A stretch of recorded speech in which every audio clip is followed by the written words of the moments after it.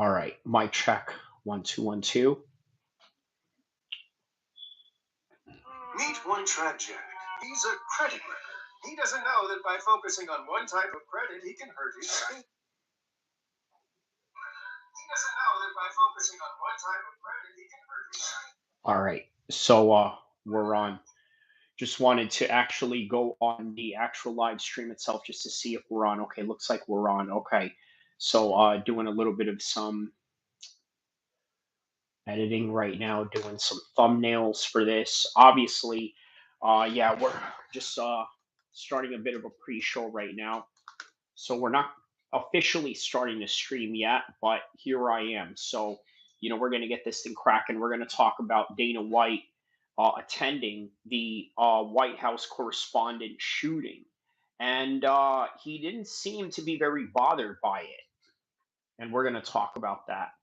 So,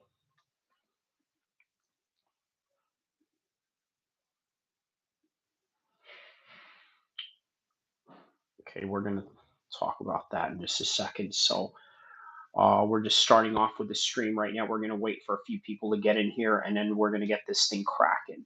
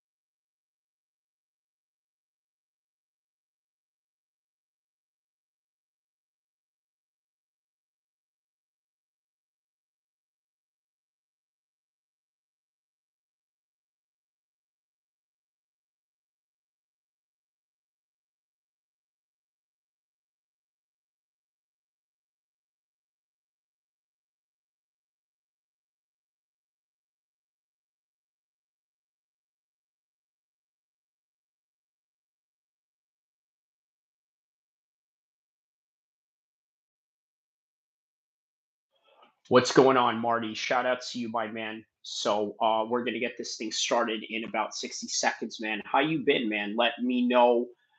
Everybody in the chat right now, let me know what part of the world you are at right now as we get this thing cracking in less than 1 minute from now. So, all right. UFC 328, not too far away, man. Can't wait for that. So, all right, we're gonna get started in 30 seconds. He says, "Pretty good, man. Other than pulling my back out, I'm sure you've been there. LOL. Yeah, yeah, of course, man. Uh, all right. So 5 minutes into it, the stream starts. There we go. 10 seconds. 5, 4, 3, 2, 1. All right, let's get this thing cracking. So Dana White, if you're looking at the thumbnail right now, well, you're probably not seeing a thumbnail right now if you are live with me, but later on, you're going to see the thumbnail on this live stream. It's going to say "Never Scared." Dana White was never scared the moment that those shots rang out. And you know what? There's a lot of multitudes of reasons why that is. Number one, Dana White is a psychopath. He loves violence, like most men who are into the UFC. Okay, he loves drama, he loves adrenaline, and quite frankly, he doesn't get a lot of it in his life. So here he is at the White House thinking that this is just going to be another one of those boring, aristocratic type of gatherings. He was wrong, because the reality is that he was loving every minute of it. Okay, loving every minute of it as soon as the so-called gunman, who, by the way, came up with a manifesto, and sure enough, his manifesto is that he is sick and tired of Trump being the president, and as a result of that, he wanted to do something about it, sort of as retribution of getting rid of evil in this world, at least in his own beliefs, right? He said, "Congrats on being the WWE World Heavyweight Champion." Yeah. Oh, you like that belt right there? Okay, let's get a shot of that belt right there in the background. So, okay. Um, Silvery says, what did he say here? Let me see what he said here. What did he say here? Because I can't read the chat on my phone, but I can read it in my laptop. I don't know why uh, exactly that is, but he says, "Yo, okay, okay, yo, got it, okay." Cheeseburger with the laughing emoji, got it, got it. Okay, so caught up with that. Okay, so yeah, man, Dana White was not scared at all when that thing went down. He felt like I don't get enough excitement in my life. The fights, they're getting a little bit redundant.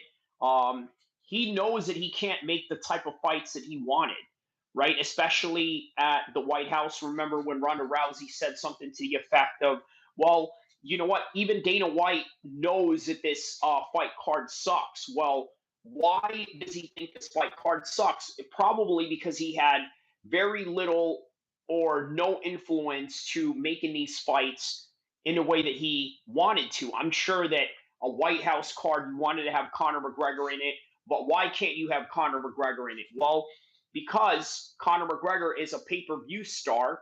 Well, there's no longer pay-per-views. Well, now you could, let's say,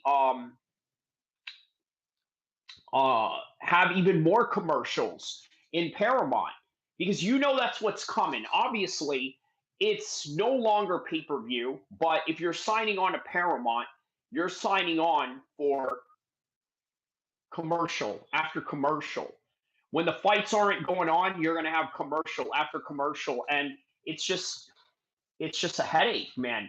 But commercials are part of the game. They are what makes the product make money by the end of the day. And we can't deny that. We can't deprive them of that. And that's just the reality of it, regardless of the fact that we hate it. Um, I tell you what, as a content creator, you start really appreciating people's content when you listen to the ads. Because when you listen to the ads on my channel or anyone's channel, you're actually helping boost their RPM, help boost their algorithm. Not only that, you're also helping them make money because the ads are actually being seen. So that's something to think about right there, right? Whereas if you are just a casual bystander watcher, you're just going to easily skip that like mostly anybody else does. Most people, obviously, that's the one thing they would do is skip. So, what we also fail to realize is that ads are a way of business. It is a way of revenue. So it's not something that we can necessarily get rid of, no matter how much we protest vehemently about it. So, the other thing that we're talking about also is Tyson Fury and I'm sorry, not Tyson Fury and Deontay Wilder.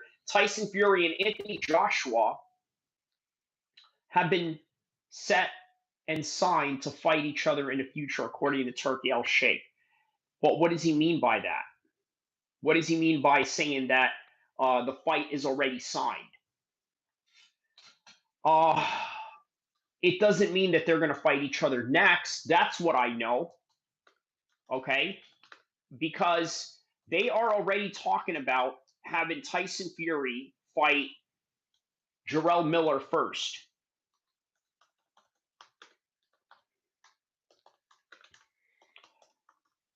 And what about Anthony Joshua? Well, they want him to fight somebody else as well. They're like, well, we've seen Tyson Fury go through 12 rounds with Makhmudov. They want Anthony Joshua to do the same thing. I believe it was Liam Go, formerly known as G-Man Boxing. He came up with an opponent, or at least was told or came up with a source of who Anthony Joshua is going to fight next before Tyson Fury. So that's the butt. The butt of this whole thing is that Yes, Anthony Joshua and Tyson Fury are going to fight.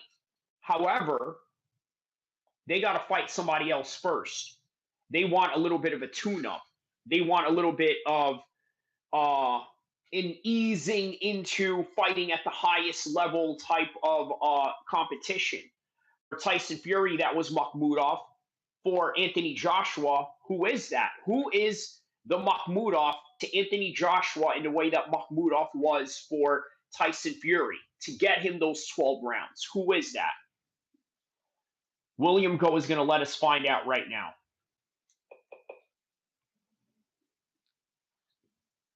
United States and all that stuff. But apparently he's going to be returning against a guy called Christian Perenga. I hope. So there you have it, right? The guy that Anthony Joshua is going to step in there first in order to get his feet wet is Christian Perenga. Who is that? Christian Perenga. Boxer? So who is that? Let's find out before. Okay, so he's an Albanian fighter, 35 years old, 6'5", fighting out of Edgewater, New Jersey. So he's an Albanian boxer. Okay, so I get it. Tyson Fury has the Chechnyan guy, right? And of course, Anthony Joshua has to get in there with an Eastern Bloc himself, and that's going to be against an Albanian guy, Christian Perenga. All right, so let's read a little bit of some history and background, right? Perenga, he had revealed he had a very happy childhood.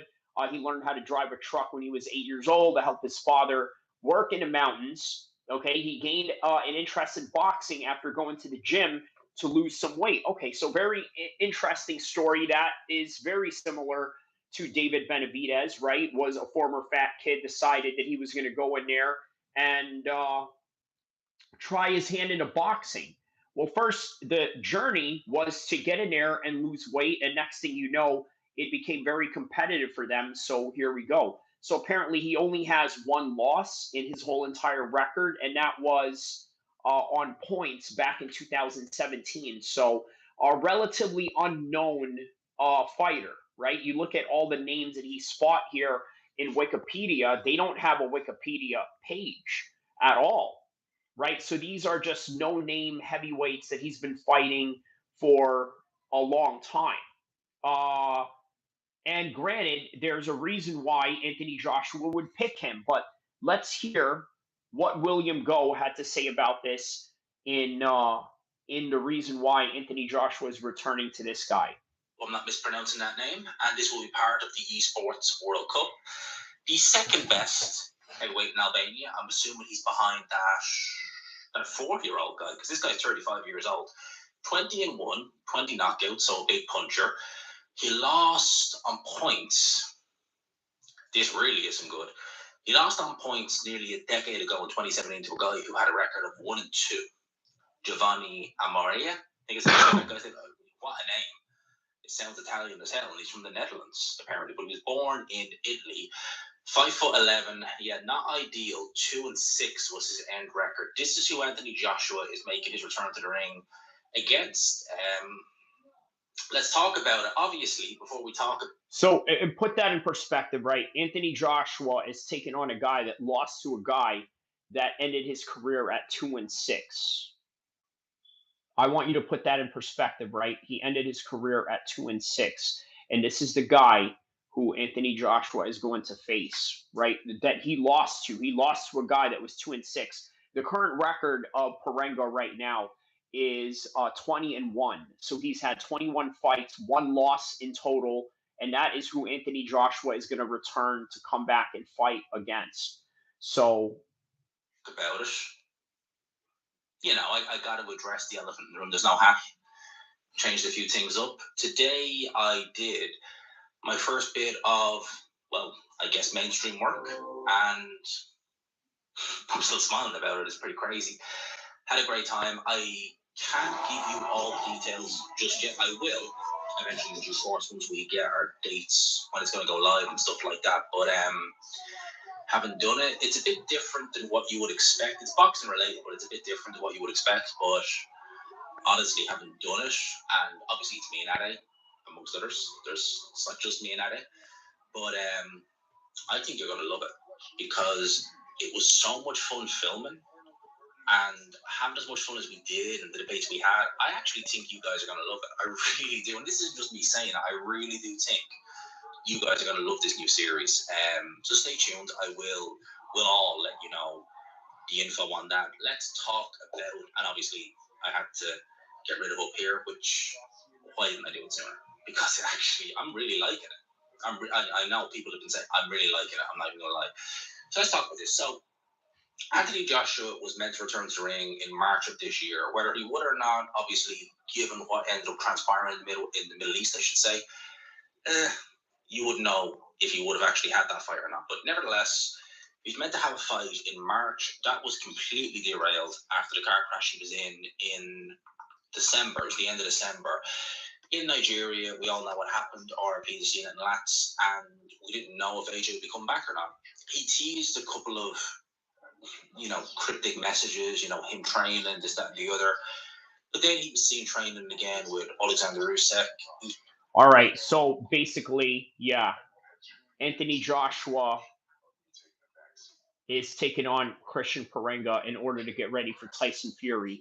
But they have Tyson Fury and Anthony Joshua in place. So, all right, let's take a look at what's happening in Monday Night Raw right now.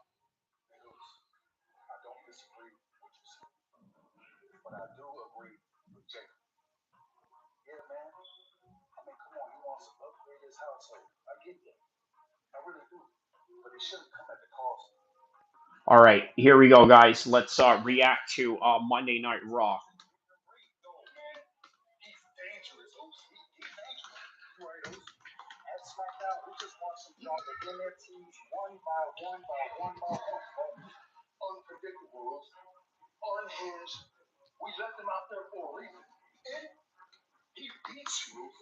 All right, so from what it seems like, the storyline here is that Jacob Fatu is looking to challenge Roman Reigns to upgrade his house. And from what it seems like right now, they are speaking at an office. It seems very cinematic the way that the WWE nowadays cuts their promo.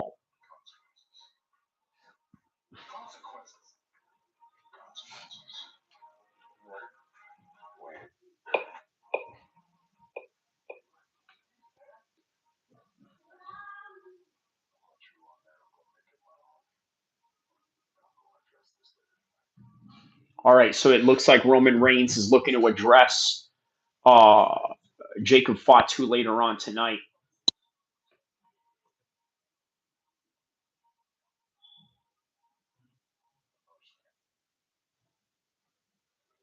They were all holding hands like they're saying the first family. Here's Jacob Fatu right now, waiting to probably cut a promo in a little bit.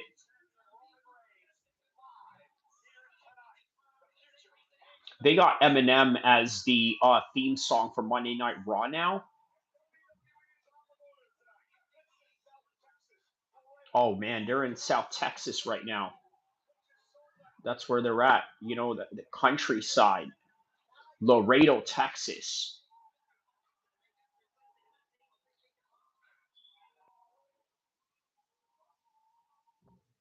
All right, who's gonna come out right now on Monday Night Raw? There's Seth Rollins. Burn it down.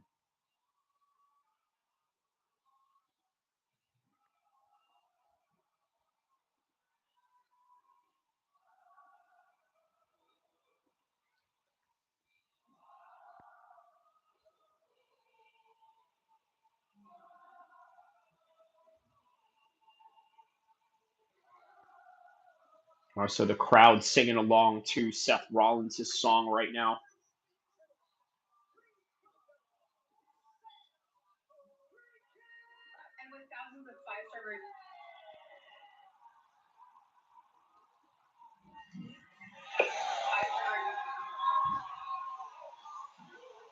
Seth Rollins was excommunicated from the division last year. The group he founded, but Corey since he's been back.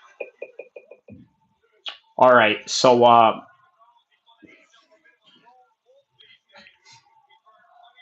Looks like Seth Rollins is coming in to cut a promo. Let's hear what Seth Rollins had to say. The other topic that we're talking about here is Dana White not being scared of the whole entire shooting. Look, was he not scared, or was it just one of those things where he realized, you know what? I'm sure they got it under control. I'm sure this isn't as worse as what it is. Maybe it's just one of them things, but there's Logan Paul right there.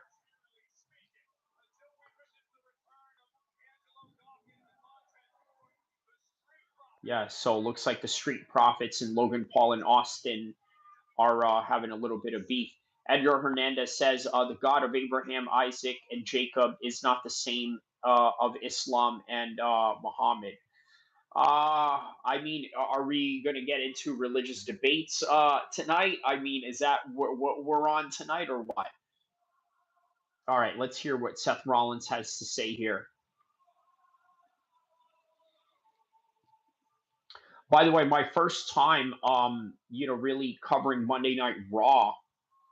I don't normally cover Monday Night Raw or anything like that, but this is quite new for me.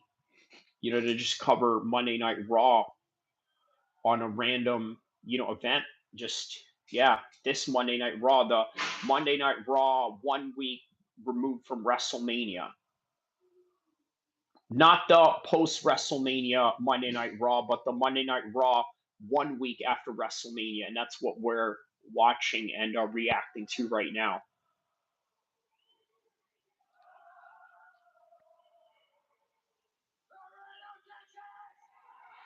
And there's Seth Rollins going, Laredo, Texas.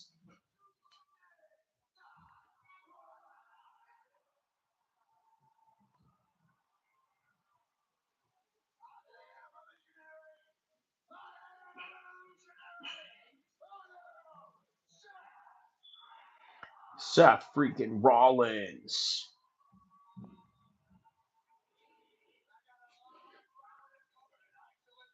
He said he's got a lot of ground to cover tonight.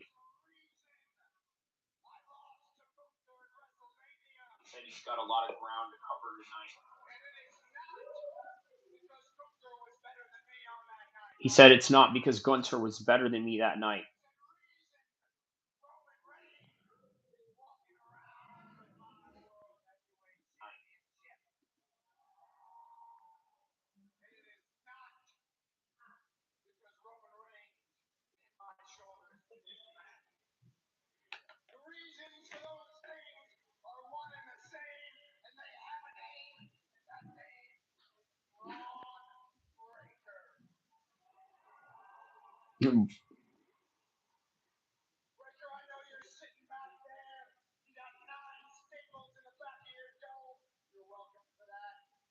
So you got 9 staples in the back of your dome.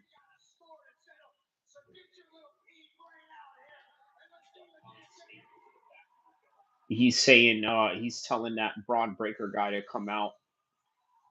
All right, so here comes Braun Breaker.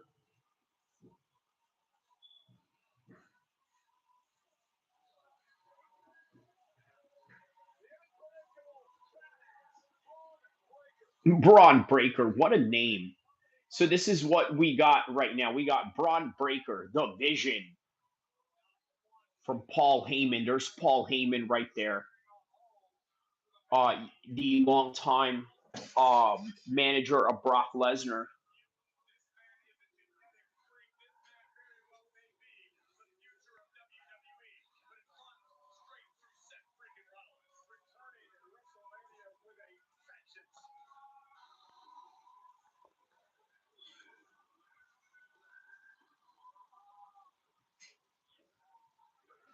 Apparently, this is the son of Scott Steiner.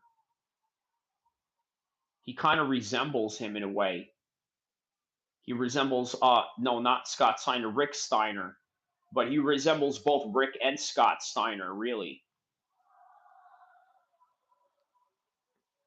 Crowd breaks out in the chant going, whoa. That little Seth Rollins whoa thing that they do.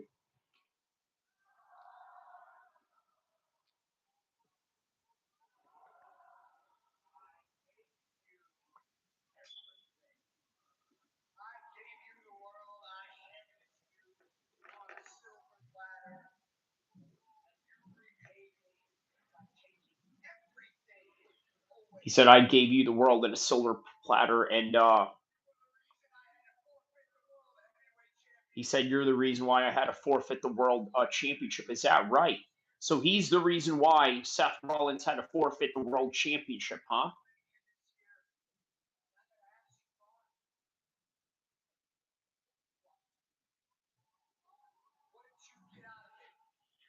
He asked him, what did you get out of betraying me?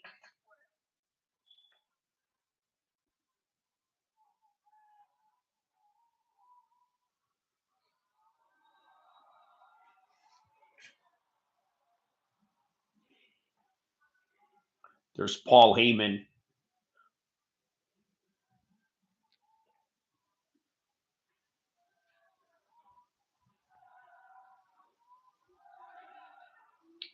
Paul Heyman decided to give him the mic as well. He says, what up, King? How you doing, man? Reacting to Monday Night Raw right now.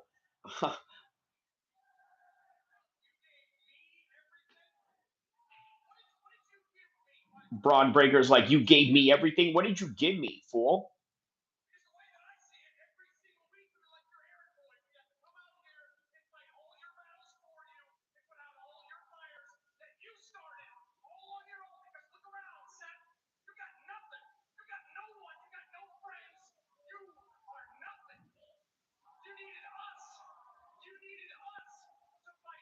No, I don't X-Stacks.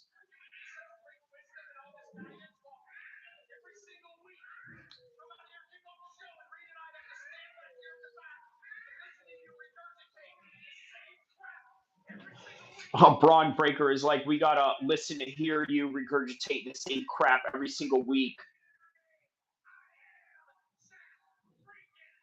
He's like covering his nose while trying to sound like Seth Rollins at the same time.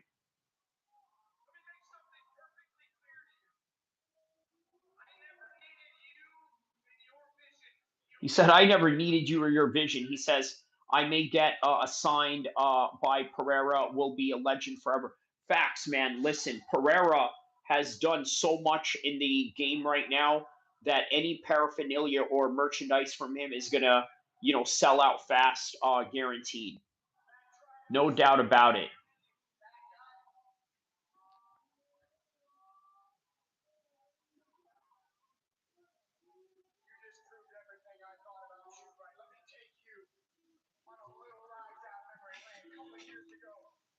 Now Seth Rollins is taking him back to memory lane right now.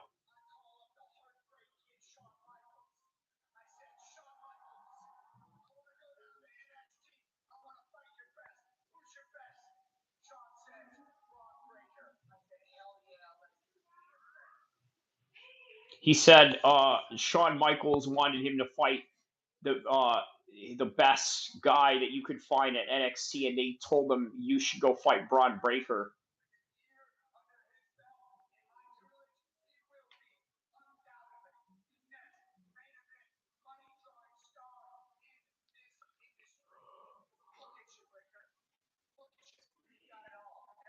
He said, "Look at you, Breaker. You got it all." No, did he?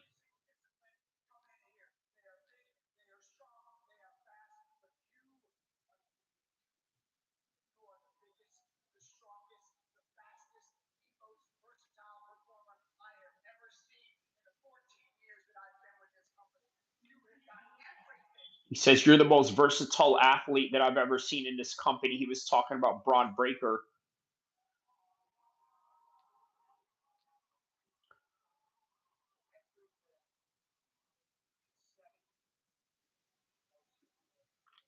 He said, "You got everything except the most important, which is," he's pointing to his brain.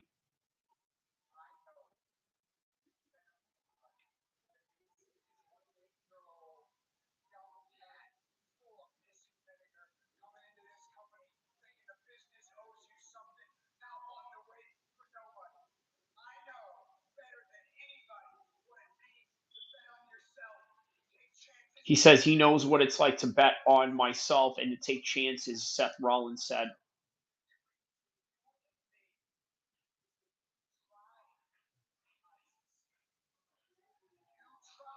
He said, the difference between you and me is that you tried and I succeeded.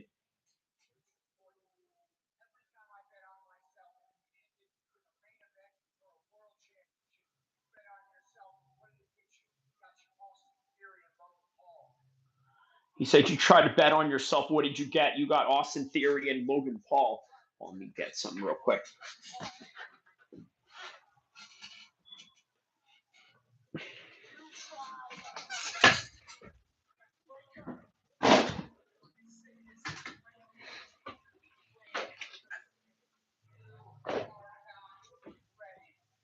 He said you're not ready. Seth Rollins talking about you not ready. You're not ready for the next level, he said.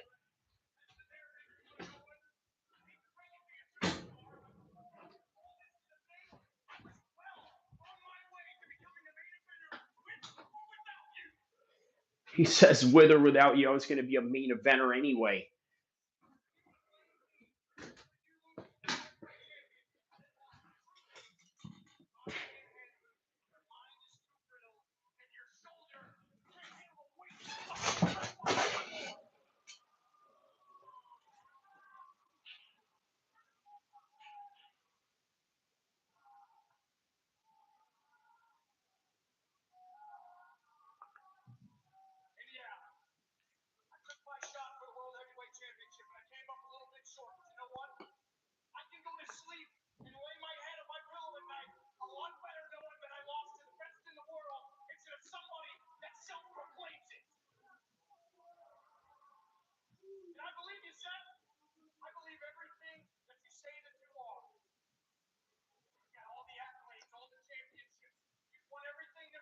Yeah, man, this is a pretty interesting character right here. The son of Scott Steiner we're watching right now, Braun Breaker.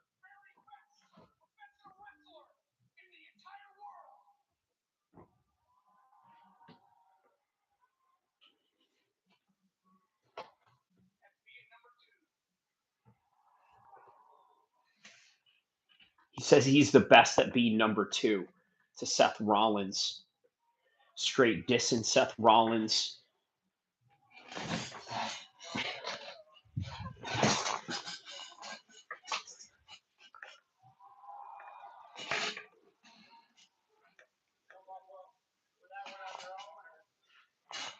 He said, did you come up with that one on your own?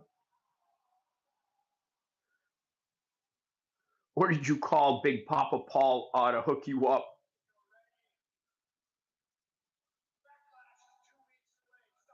All right, so they're obviously setting this up for a Backlash pay-per-view fight.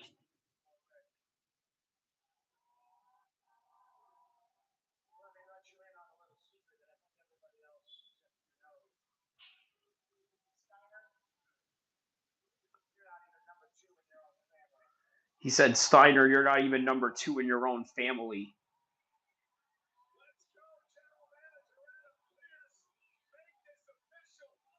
Yeah, man. So it looks like they're probably going to try and make that an official fight somewhere down the road. All right, let's go back to the Anthony Joshua comeback thing. Usyk was saying he will be undisputed. Okay, that's a big claim. Let's wait and see. But we kind of got the impression, and even then, when he did that video where he was talking about Last Cena, where he was talking about the events of what happened, we kind of got the impression, like, yeah, you know, without saying it, you're going to come back. We kind of know that. You're not saying it as a whole, but we kind of know, look, you're going to come back at some point. Yeah. So we knew it was going to happen. We heard that if AJ hadn't been in that accident, he would have been fighting Rico Verhoeven, who ended up fighting Alexander Usyk. So he wouldn't. So from what it looks like is that, yeah, Anthony Joshua would have been fighting Rico Verhoeven had he not gotten into that accident with his homeboys. Oh, what's going on here in Monday Night Raw right now? What is going on here?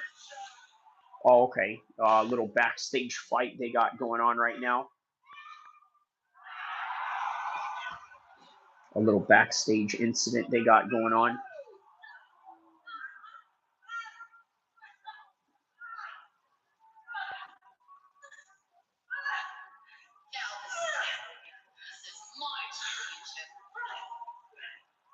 Okay. All right. Back to find anyone good anyway.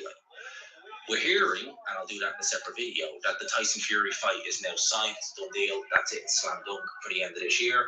So AJ just needs to get by his comeback fight. Well, against this guy, I think it's a fairly safe bet. Look, I'm not going to begrudge him this. AJ before Jake. Paul fight was announced. It was announced he was going to be fighting. Well, originally it had to be on one of the Riyadh season undercards. I think it might have been. Don't quote me on this.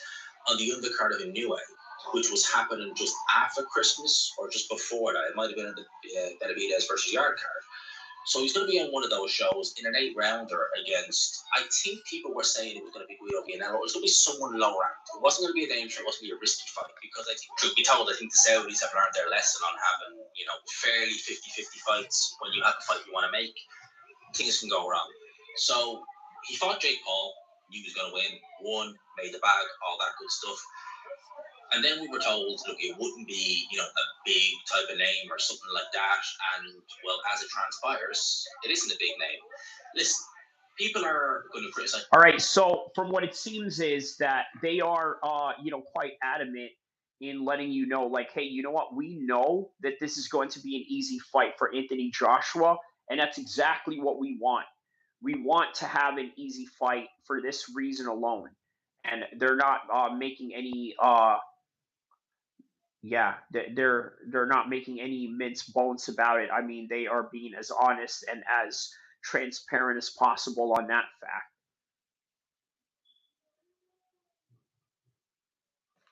I'm not one of them. I know what you're going to say. Oh, Liam, you're an AJ fanboy and this, that, and the other. Well, do I like Anthony Joshua? Yeah, I like him more than most fighters, but that doesn't stop me from criticizing him. I've done that plenty over the years. At the end of the day, the man was in a flipping car accident. He lost 2 of his friends. The mental trauma that's going to take on someone is crazy. So I don't begrudge him. If he'd have come back after the Dubois fight, where he was, beat black and blue in that fight, I wouldn't have begrudged him an easy fight. He got that against Jake Paul. He now had to go through something horrible. He now wants another easy fight. I can't begrudge him that. He's going to end up fighting Tyson Fury. That's signed and sealed and done. Just get through this guy.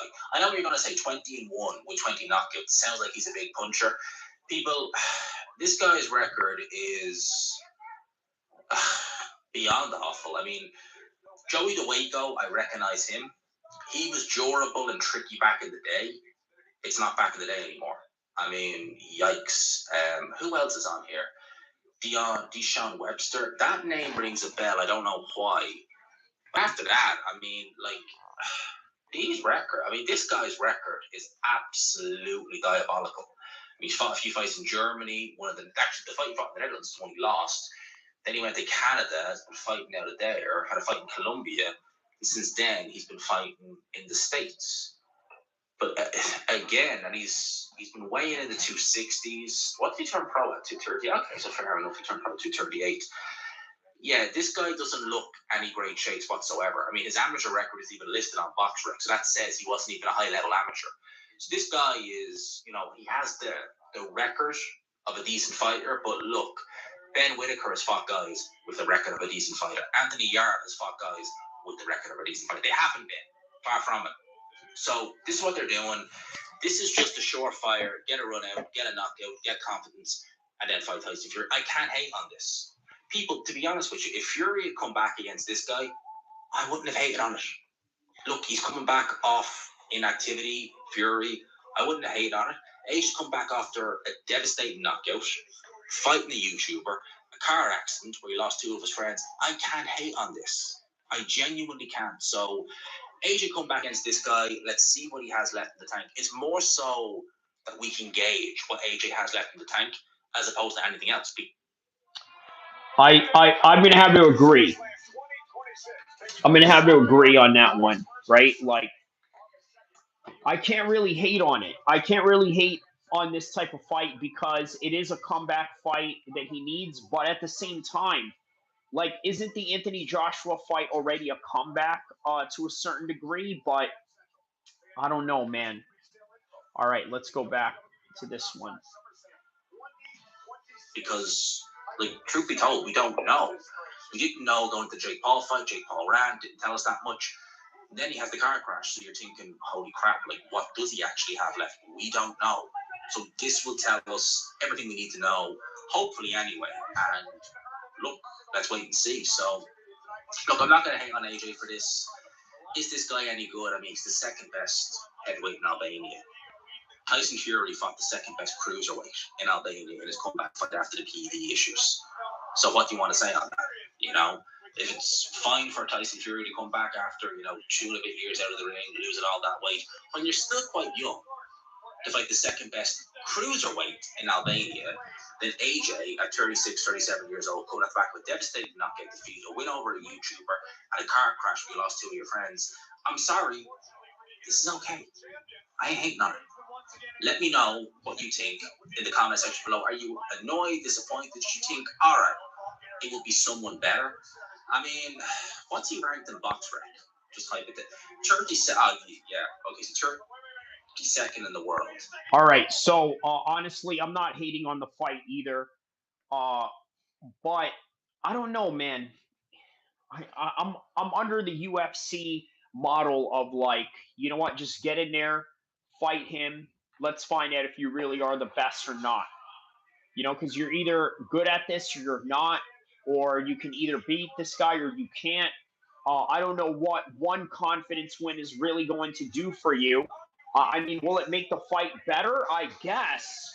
I guess that's the only reason why they would probably, you know, have something like that. Is, yeah, I don't know. I suppose, but all right, let's see what the world of the news is saying about Dana White. Let's hear what the world has to say about Dana White in his response to the White House shooting.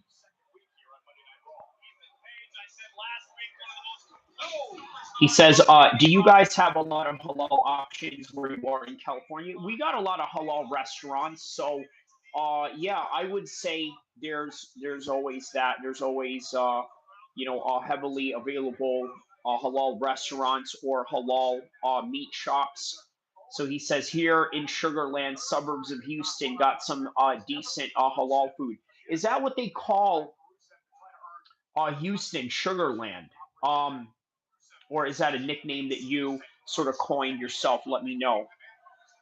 All right, so we're covering Monday Night Raw right now. There's Rusev.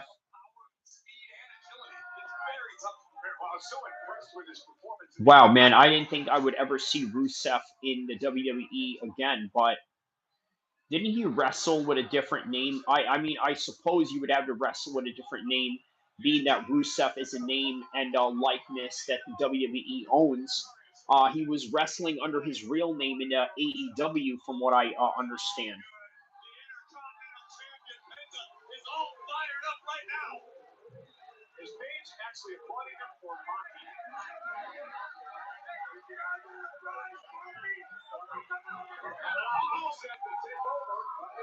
Okay, Rusev, boom, little super kick right there.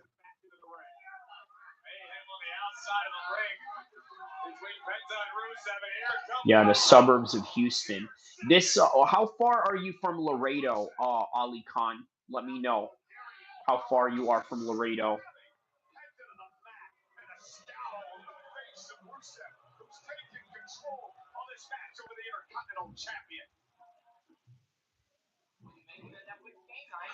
In box rec.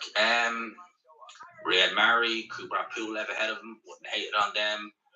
Realistically, like, Dylan White's 37 in the world. Is he really that? I wouldn't hate it on that. At the end of the day, like, I mean, you know, the guys below him. All right, let's hear what the news had to say about Dana White. He's ahead of David Alliance. I know box rec rankings are, you know, are what they are, but, you know, I can't hate on this.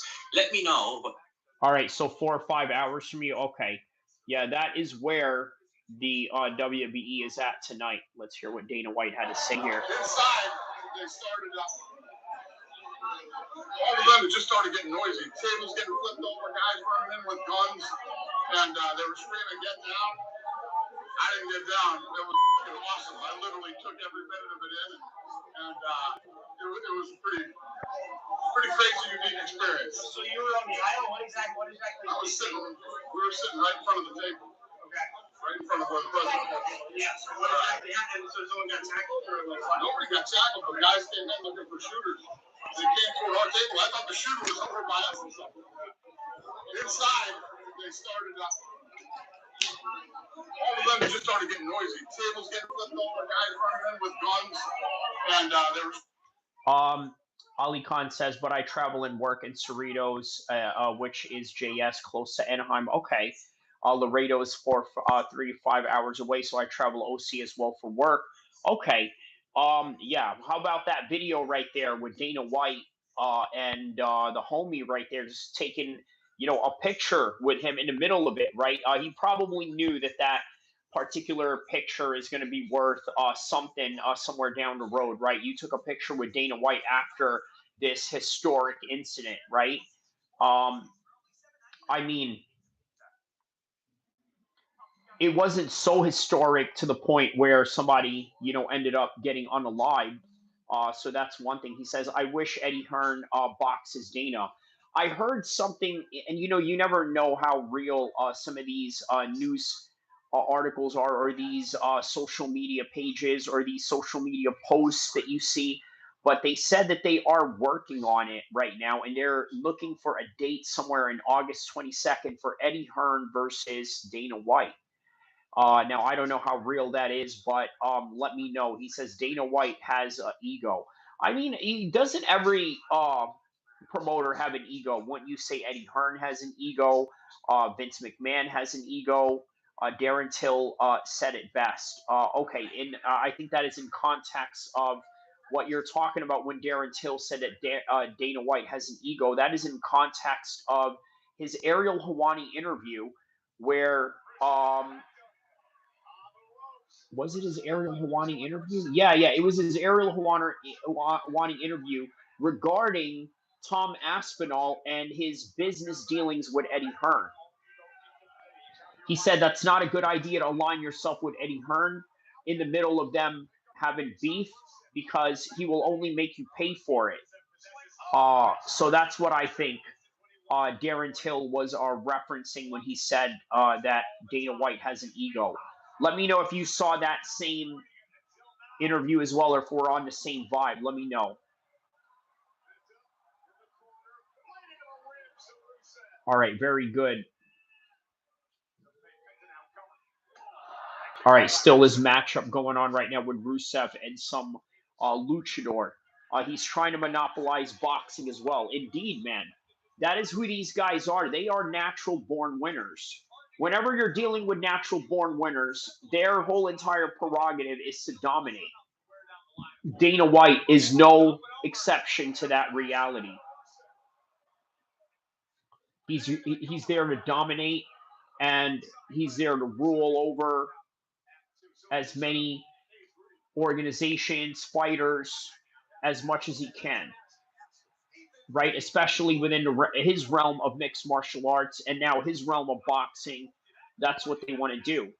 They want to encompass every single. And you know what? The Saudis are kind of the best partners to do that, because let's uh let's let's mark this down right here, okay? Uh, let's mark this down. Okay.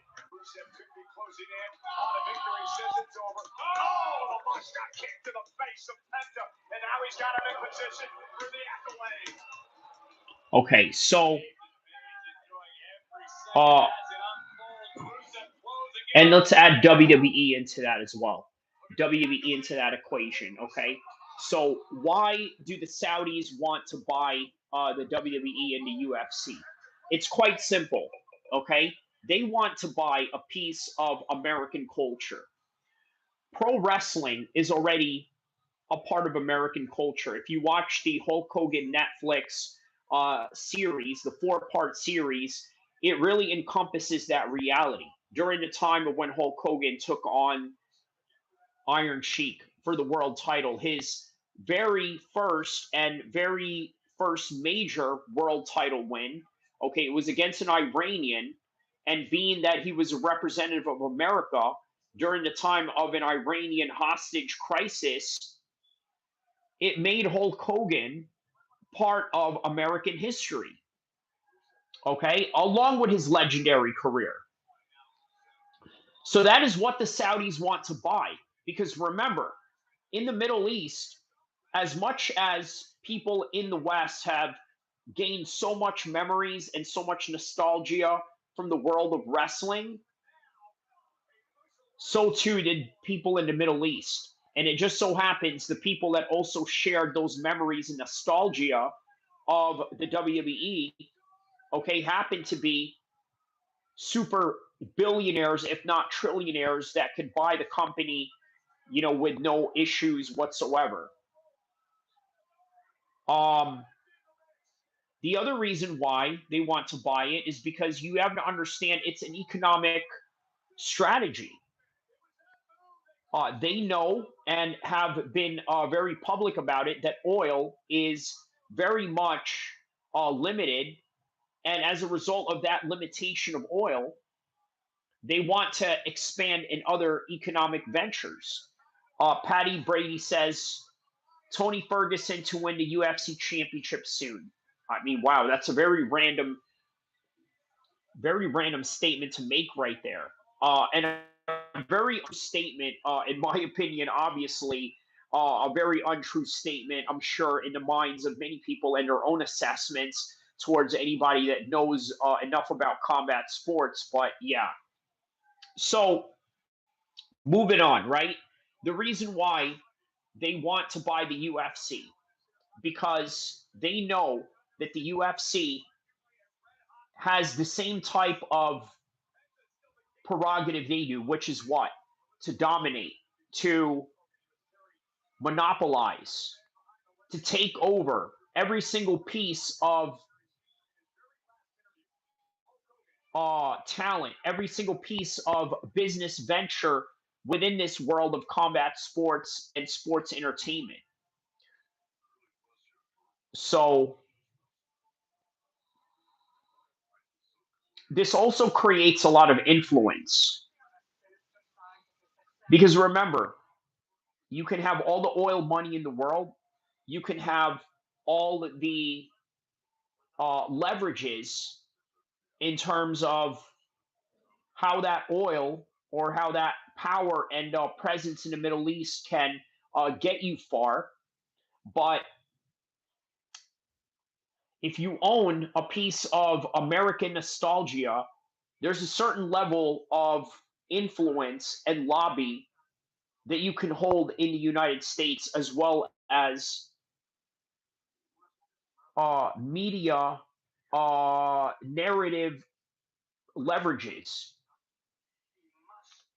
In other words, public relations. Because, like all countries, right, not just Saudi Arabia excluded, right, a lot of countries have public relations issues, right? That is why we have propaganda. That is why we have, well, i.e., sports washing. So, something to think about.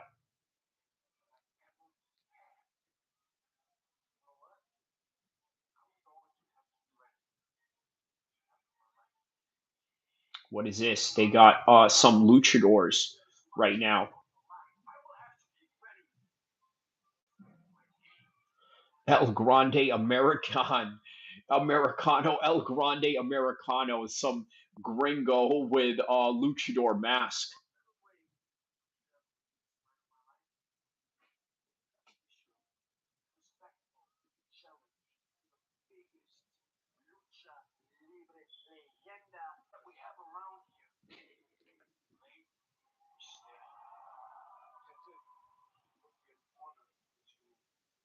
Oh, so he's calling out Rey Mysterio right now.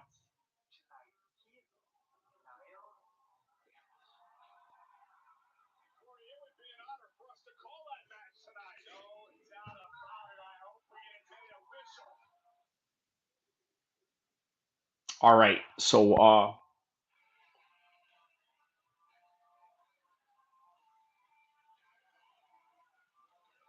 who's this coming out right here? Is this Becky Lynch? No, this is Becky Lynch. Okay.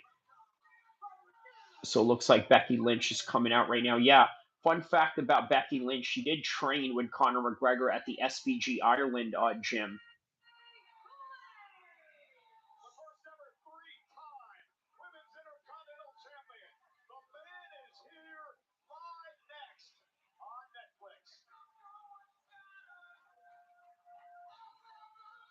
All right. So, okay, we're just awaiting that right now.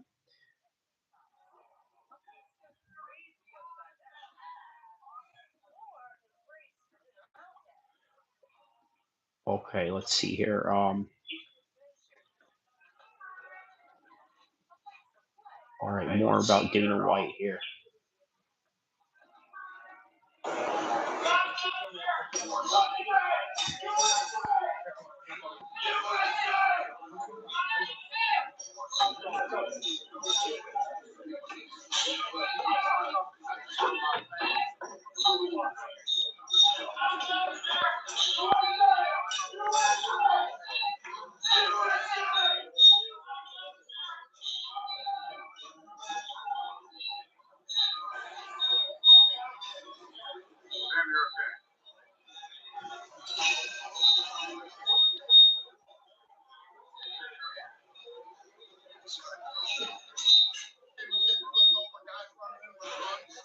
And they were screaming, "Get down!"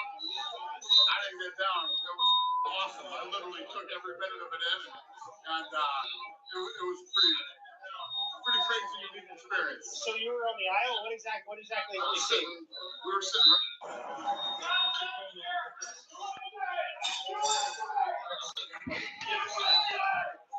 All right, so that's Dana White.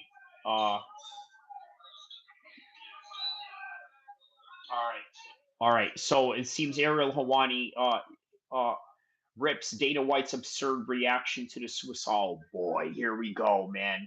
Of course, Ariel Hawani has to go and rip on him for this. Oh man, let's hear what Ariel Hawani has to say about this, man. Let's mark this on the thumbnail, shall we? We'll put this on the I'm sorry, on the timestamp. He says, "How would anyone unknown get within a mile of an event?" You know what it is, man? It's lack of security. That's all that it is. I know that a lot of people are going to want to call it a false flag operation. They want to say that, it was done by the Jews, it was done by X, Y, and Z. But in reality, most conspiracy theories can be explained through the incompetence and the error of man. That's really the best way to put it. But all right.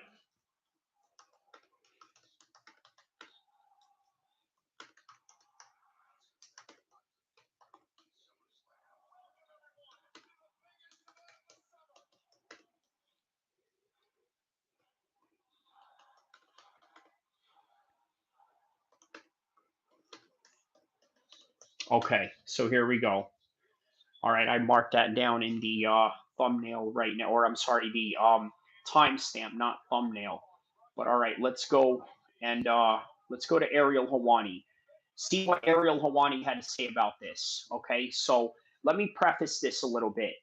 He said, "How would they have a lack of security after multiple attempts on his life and the Charlie Kirk thing? Come on." Okay, so that's a very good question. How would they have a lack of security after multiple attempts on his life and the Charlie Kirk thing? Come on. So the best way that I could only explain that, and given that, okay, maybe there are some possibilities to point at a conspiracy theory. Okay, that's something you can never completely ignore. However, you also have to understand most conspiracy theories can be literally chalked up and also explained through the incompetence and the error of man. In this case, the incompetence and error of the security forces that were involved. So now let's hear what Ariel Hawani had to say about Dana White and his quote unquote absurd reaction to the Trump assassination attempt. Let's hear what Ariel Hawani had to say about this. Come on, Ariel, let's hear it. Gentlemen, I wanted to talk about something that transpired this weekend, and it was at the White House Correspondents' Dinner. Not usually something that we discuss, but for more on the W8. Let me know if you guys are able to hear Ariel Hawani's voice, okay? Let me know, okay? HCD. Let's send it over to our political correspondent, Mr. Mysterious Frank. Frank, take it away. Thank you so much. I think probably best to have years. What is the So it's just where the correspondents that are normally at the press rooms at the White House actually get to come and have a dinner with all the individuals that they've been working with for It's a long-standing tradition. They have usually some sort of comedic act. All the reporters are there. The president is there. I feel like the MMA media should have one of these. Could you imagine? We all show up in our tuxes. It's a beautiful affair, and this was, by all accounts, one where it seemed like everyone was coming together. It doesn't matter what side of the political spectrum you're on or which outlet you work for. They're all coming together, and then, of course, by now, you know what transpired. There was an alleged gunman who opened fire inside the venue. According to reports, a Secret Service agent was injured, but nothing life-threatening. Secret Service, doing what appears to be a great job. No expert in stopping the threat. A alleged manifesto has come out about this alleged gunman's motives. So apparently, a lot of his motives were anti-Trump rhetoric, right? Which, by the way, is going to be used one way or the other. It's going to be used as, well, these people have Trump derangement syndrome, or it's going to come out as Trump is inciting all of this. But either way, not to digress. All that stuff and more. We're not here to talk about all this, but the reason why we're bringing this up is Dana White was in attendance. And I think we knew in advance he was going to be in attendance. Nevertheless, there were a couple times, Saturday into Sunday, where I was compelled to tweet something about the videos which showed his reaction to the incident. And I was like, you know what? Let me just save this one for the program. Of course, Ariel Helwani wants to save it for the program because let me give you a little bit of some context. Him and Dana White have had some ongoing beef going on. Go look it up yourself. We don't have time to explain all of it right now in chronological order, but just know there is an inherent bias on the part of Ariel Helwani. So let's go from there. Because I found his reaction to be, I didn't expect Dana White to be there like quivering or crying or anything like that or shaken up. He's not that guy. He's not, he's never been that guy. Right. Definitely not a guy that's good at showing his emotions, and certainly not his scared emotions, right? Like most Sigma males, I'm sure. But the giddiness in which he exudes in the aftermath, the immediate aftermath of this giddiness experience, is akin to you or I out there going on like some insane roller coaster and then debriefing about the experience with your friends. Like, that was awesome. That was insane. That was incredible. I was blown away that he would have that kind of... Yes, you are surprised that somebody is going to have the same reaction that they do for a roller coaster that they do for a shootout. That's what's surprising to you. This is what's surprising to Ariel Helwani, is that somebody was actually excited about a shootout, like they were excited for a roller coaster ride. Yeah. Those same type of brain neurons that are firing one or the other for a roller coaster or for a shootout are all one and the same. It's called the fight or flight responses. And he's surprised by this. But all right, let's continue on. Reaction after experiencing a potential assassination of his good friend. By all accounts, that is what this man was there to do. All right, but you know what? Nothing happened, though, okay? And he was reacting to it like he had just been through some amazing, fun, exhilarating experience. In case you don't know what I'm talking about, here's the footage. It started getting noisy. Tables getting flipped over, guys running in with guns, and they were screaming, "Get down!" I didn't get down. That was fucking awesome. I literally took every minute of it in, and it was pretty crazy, unique experience. So you were on the aisle. What exactly? We were sitting right in front of the table. Okay. Right in front of where the president was. Yes. And what exactly happened? So someone got tackled, or like what? Nobody got tackled. The guys came in looking for shooters. They came toward our table. I thought the shooter was over by us or something. So you didn't see the actual attack yourself? Okay. It was effing awesome.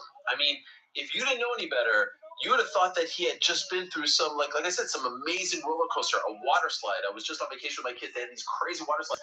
I stood on this like ledger, and then Ariel, those are the same brain responses that you get. I don't know what to tell you, man. They are the same brain responses, but anyways. they open the trap door and you go down. That was my reaction after the water slide. Is it possible that he is that void of any sort of like human emotion or excitement in his life at this point? It's like something like that. Aaron is a weasel. He is. I agree. Yes. Is it also fair to say that Ariel Hawani is just trying to get Dana White caught up in any kind of thing? Oh, you see, this is a mark of the fact that you are a psychopath. This shows that you're a crazy person. You know what I mean? Like, you know how it is. There's people out there that will try to make you look crazy, right, in your life. And there's people out there that try to make other people look crazy in their life for one reason or another. There's always a motivation. You always have to watch for the motivation of people that are trying to make you look crazy, because there's always a plan behind that. Victory says he's a good analyst, but he's a nerd. Yes, well, that's precisely what it is, right? He's great at analyzing MMA, the business of MMA in particular. But when it comes to real life danger and real life politics, I mean, Ariel Hawani is the quintessential normie when it comes to the political sphere of things. Look, Ariel Hawani strikes me as a good, well intended human being. That's what he strikes me as. Meaning that if he didn't grow up on the side of the tracks that he grew up on, if you know what I mean, you know that he would absolutely stand against the genocide that is going on that other side of the world. But because he was born into what he was born into, he's going to believe what he was taught. He's going to do exactly as he's told, and he's going to do exactly as you would stereotypically believe somebody of his stature to behave and support. But overall, he's a good guy. But at the same time, he's also very spiteful.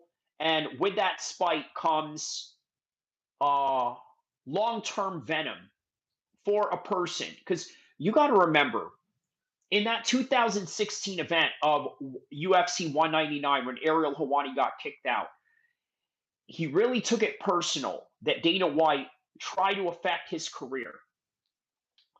Ariel Hawani is not me. He's not MMA guru. He's not no bromo MMA. He's not name any content creator that you want in the space, right? Fight Night Frankie. He's not any of these guys, right?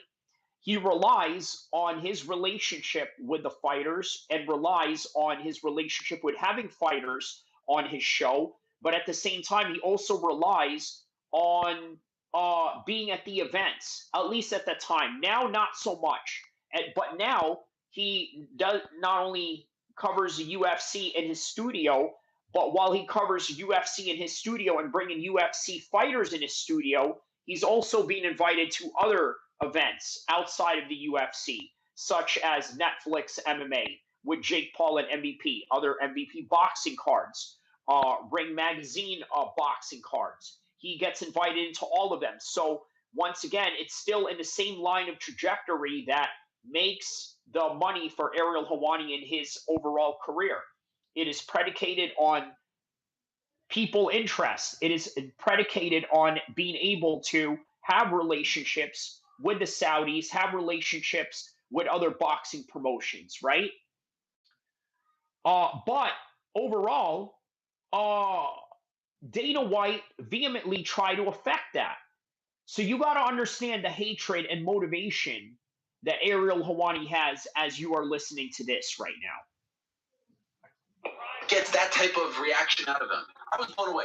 I don't want to use the words like, the word psychotic came to mind because I can't imagine having that type of reaction to a potential assassination.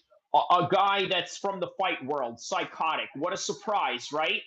People that are involved in the fight business, psychotic. Who's surprised? that there's psychotic people in the fight business, Now, anyone out there is going to including me. this and say you're a snowflake, you're this or that. A, that's his friend. And B, you're saying, hey, they told us to get down. I was like, I wasn't getting down. I was watching that with popcorn. I just couldn't imagine having that type of reaction. Now, you could come out and be like, hey. Yeah, you can't imagine him having that type of reaction because maybe you have a different assessment of threats the way that Dana White has. Maybe Dana White has actually been, I don't know, in shootouts. Maybe he's been shot at by the Irish mob in Boston before. You know what I mean? Like, of course, he's going to not get down because he realized, look, here's the thing, right? Secret Service guys, FBI, the police, even gangsters, right? They're going to react the same way all the time. They're going to duck. They're going to clear the room. They're going to take cover. They're going to do all of that every time, right? Because that is what they are trained to do. Now, in the back of your mind, you also realize, all right, well, the target's been neutralized at this point. I think we're good. I think we're good right now, right? It's kind of like stepping outside when it was just raining a couple of minutes ago, but you know that within that split second that you walk out, the rain is going to stop for whatever algorithmic reasoning uh, or measurements that you have created in your mind to understand that in the next couple of minutes the rain is going to be done with. Maybe you're used to that climate. Maybe you understand that rain is temporary from this time to that time, so you're okay to step out at that time, right? Maybe that's what Dana White understood. Or, you know what? Maybe Ariel Hawani is also right. Maybe Dana White is a psychopath. Maybe Dana White is immune or desensitized to violence to the point where, look, I'm going to tell you something, right? Being desensitized to violence can sometimes hinder your your analyzation and your assessment of threats around you. And you can also see it with fighters. For example, you saw it with Anderson Silva in the latter stages of his championship career. When he fought Chris Weidman, what did he do? He was putting his hands down because he felt so confident and desensitized to the type of violence that these other top 180 fighters, 185 fighters can bring to him, that he just dropped the ball on his situation because he was desensitized to violence.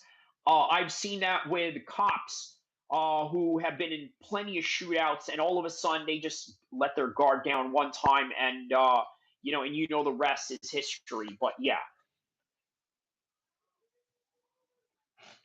To see the Secret Service react the way in which they did.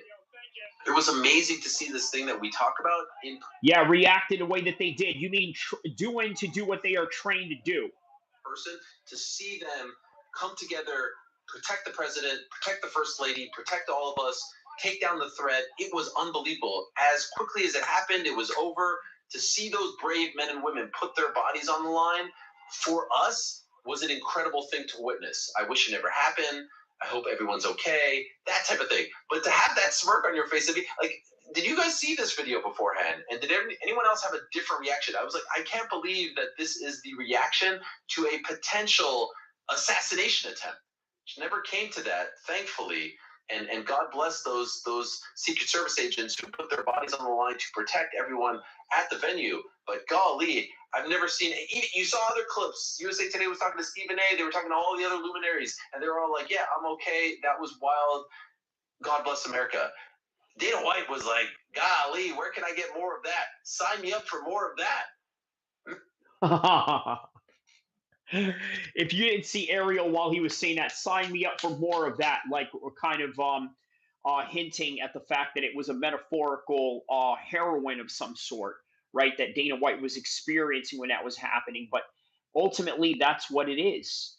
Dana White, this is the reason why he is loved by guys that are military, guys that are gangster like type of dudes, guys that are adrenaline junkies. Oh, I don't know, fighters, people that like to be around combat and violence and all of the above. I mean, yeah, right? That's kind of what they're into, I suppose. But I don't know, man. I mean, Ariel Hawani has it out for Dana White. madness. Was that not weird? Yeah, definitely not what I expected the immediate reaction to be by anybody. Awesome. Yeah, It bizarre. was like he was in an escape room. You know what I mean? He didn't realize it was actually a real thing. It was like, yeah, we got out. Well, PT, I mean. Okay. Oh, I'm over to deal with these people Wait tonight. a second. Rick throwing on the 10 point. Wait a second. Let's go breakdown. Give us the Let's go breakdown. full political here. Everyone's doing it these days. Political. Just saying that. Well, earlier in the night, this is an MMA story, is it not? Earlier in the night, Caroline Levitt said shots would be fired, right? She sure did. That's what everyone's. This is an MMA story. Oh, yeah. Caroline Levitt. It's an absolute MMA story, and so there are some who are saying, "Look, it's the best friend of the president who's reacting this way." Is that a sign? For the record, I don't believe this, but is that what you believe, Mr. Rick? That this was all just a show? This was part of the show. This was part of Oz the Mentalist doing his thing. That's another thing I don't like about this whole thing, right? A lot of people are saying that, oh, it's a false flag conspiracy theory or this, that, or the other. Once again, I told you guys the best way to understand a conspiracy theory, and sometimes the most plausible answer, is human error being done. And now we're looking for the void of trying to understand what went wrong. Victory says, I'll watch the interviews on his shows. I can't stand when it's him just talking to those other dorks. Well, I tell you what, I hold those same sentiments, but this is, I guess, a little bit different because he's talking about, I mean, listen, I think you know yourself, lad. You know yourself, Ariel. You know yourself. You know that this would grant you views and all of that. You know that. You know what I mean? So he knew that this was going to do exactly that, garner views, right? Look at what you just said, right? I'll watch the interviews with the fighters, okay, but I can't stand when it's just him and those dorks talking, unless it's him and those dorks talking about Dana White in a assassination attempt at the White House. Boom! Now we got a story. Now we got something interesting and compelling to listen to. I don't know if I quite said that or anything to that effect. I'm New York Rick says Oz the Mentalist behind White House correspondent. Do we need to build the ballroom? That's all I'm saying. Let's just build the ballroom. Wow, this is I can't believe we're talking about all this. Build the ballroom. disgusting, actually. The cat. Tell us, Pete. What do you think? What do you think? I thought I knew Rick. You know what I mean? This is. Don't know if we're gonna be able to bounce back from this. What about the reaction, though, Pete? Oh, it was mental. You know what I mean? Right here, and you're with your best mate, and someone starts like, trying to kill him, and you're like, that was class. No. I mean, I'm going to tell you why they are shocked by all of this, right? They've never met people that actually love being around violence.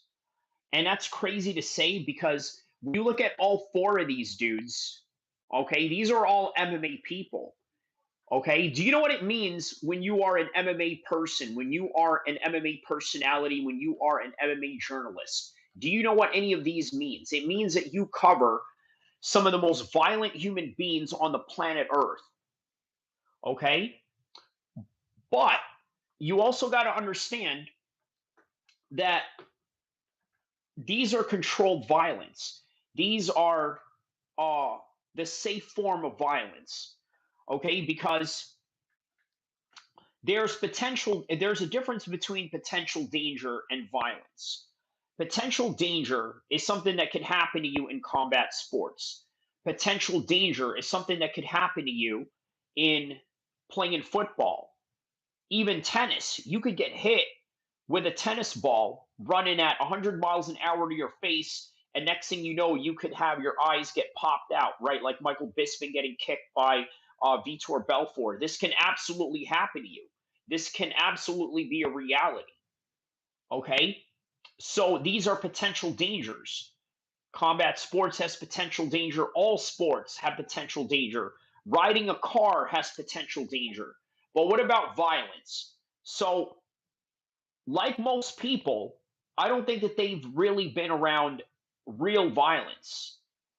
Okay? And what I mean by real violence is I'm talking about violence where I don't even want to describe it, man, because you could get banned or just a flag for it. But you guys know what violence is. I don't need to spell it out for you. You guys watch enough action movies to know where I'm getting at, right? These are not the type of guys that have seen that in real life really a lot. And Dana White, you also got to remember he came from Boston, where there was a huge Irish mob presence in that part of the world. So go figure. Go figure he reacts like this. I mean, he'd be going, "Are you fucking serious?" Pete would be like, "No, you didn't have the same angle as me. It was fucking crazy, And like at the end of the breakdown video, that one guy is like, "Can I get a pic?" He's like, "I just took a picture with you, man. I gotta get out of here." We're all good. There was more footage that came out of Dana's reaction, and like true to form, he did really seem to be enjoying the show. He's there. Here he is. Look at the smile on his face. I haven't seen him that excited in quite some time. Look at this. I thought he was gonna pause when he was like staring at the camera like it was an episode of The Office. People are kneeling over. He's looking at it like you go to some show. Like, this is how you look when you're at the Sphere and you're like, look at this. Wow. Look at this. There's Pete. Dana's like, where am I going? All right. Standing up. This dude's with a hand. Look at this guy. He's like, let me take this all in real quick. What?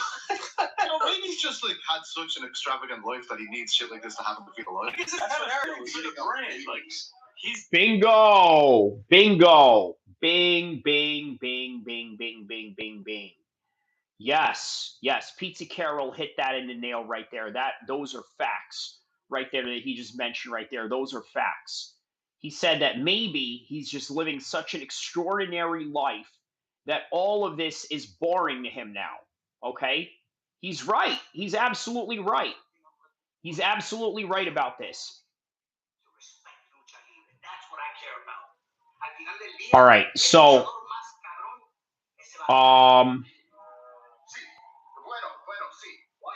all right, let's continue on with this, okay? So look, that's an important point, right? He's had a very privileged life. He needs excitement in his life, and here it is out of nowhere. Look at this Hitman looking character, Dana White over here. Look at this. He looks like Hitman. He looks like a Hitman character from the video game Hitman. Dana the Hitman, right there, man. They should have a new edition. Hitman Dana White. He's the adrenaline junkie guy. He's the UFC 100%. president. If he saw us talking about this right now, I mean, he's probably clowning us and thinking that we're weak, we're soft. Exactly. That's exactly what he's saying. Y'all are so guys. This is what he's trying to say, and not in so many pejorative terms. We're this, we're that. I mean, look, I'm sorry. Gunshots ringing out. I'm gone. I'm listening to whatever. It was not a good time for me. I did not enjoy it. I'm out. Like that's not my idea of a good time. What happened to Pete? What was that? Is PC choking? Just a smoke version of me left there. They got a hold of Pete's internet. They got a hold of your internet. It's because of the conspiracy. Yeah, it was Rick. Donald, not me. Wait, what did I do? I couldn't believe it. It was just amazing. Couldn't believe what? That it was real? No. Is there a strong movement in that direction? Are people? Oh yeah, there's definitely a strong movement. I'd call it that for sure. Wow. You're on the message boards. Frank, what are they saying on Reddit? Our resident Reddit's Reddit. What did I say? Reddit? What are they saying on Reddit? Excuse me, Frank. What are they saying over there? The individuals that are on Reddit are claiming that it's staged. And to be honest, it's a little obnoxious, like how much they're saying it's staged.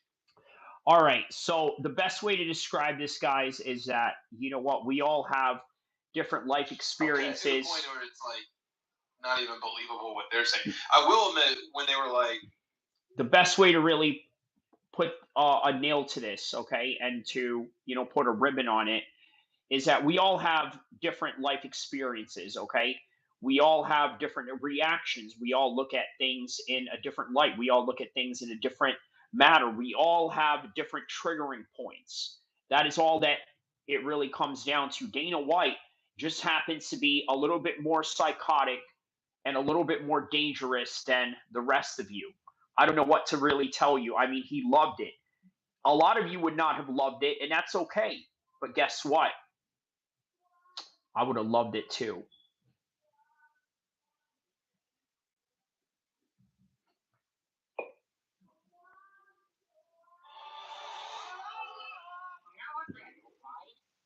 All right, so let's continue on. Let's hear what they're talking about here. Before the press conference, they're like, "Oh, he's just going to say that this is why he needs the ballroom." I'm like, "Surely you wouldn't do that." And then 30 seconds later, "This is the reason we need the ballroom."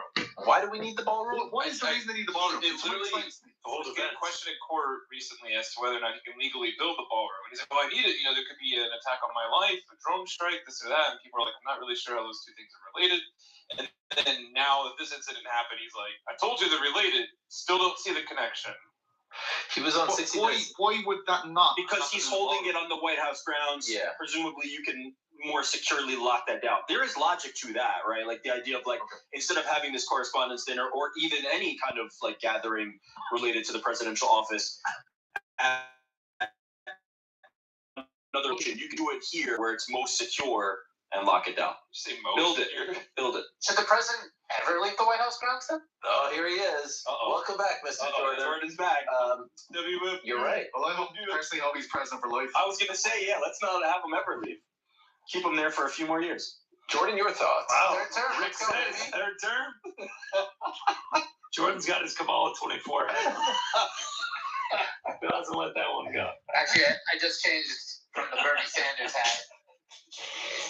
This is so he's got his Kamala 24 hat and his Mamdani 28 shirt on. Did you see it? It is a crazy. At the end of this, obviously we're having fun. This is so good. His Kamala 24 hat. All right, to answer your question, Ali Khan, yeah, I would say yes. He says I train legs Saturday and Sunday full body. Oh, okay. Well, if that's the, I guess you kind of do isolated training. Okay, yeah. I don't really do isolated training, but all right, if you have that system, okay, sure. I train legs Saturday and Sunday full body. Should I train today? Okay. I say why not, right? Like if I did something like that on the weekends where I did two different types of conditioning or weight training, then I'd probably get and do martial arts on the Monday. So inshallah, I hope that answers your question. Maybe do some boxing, hit the bag or something like that. Shut the fuck up and watch the fights. There were some people who did bring up the smile on his face, how much he enjoyed it, and it brought up an interesting question, like when he's enjoying himself and when he's not. I stumbled upon a picture that sort of broke down the different reactions. So what do you guys think? When there's an active shooter, he's happy. But when I'm asking him a question, is he that mad? Is it that kind of look on his face? It's been a while. I mean, we'd have to kind of Sure. look back at the tape. It's a great point. You can shadow box Ali Khan.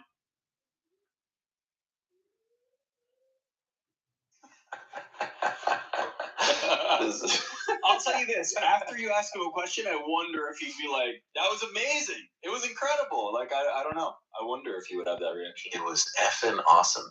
I've not seen him smile that much in a while. What do you think he was? The last time I saw him smile that much is when he was breaking down Bob.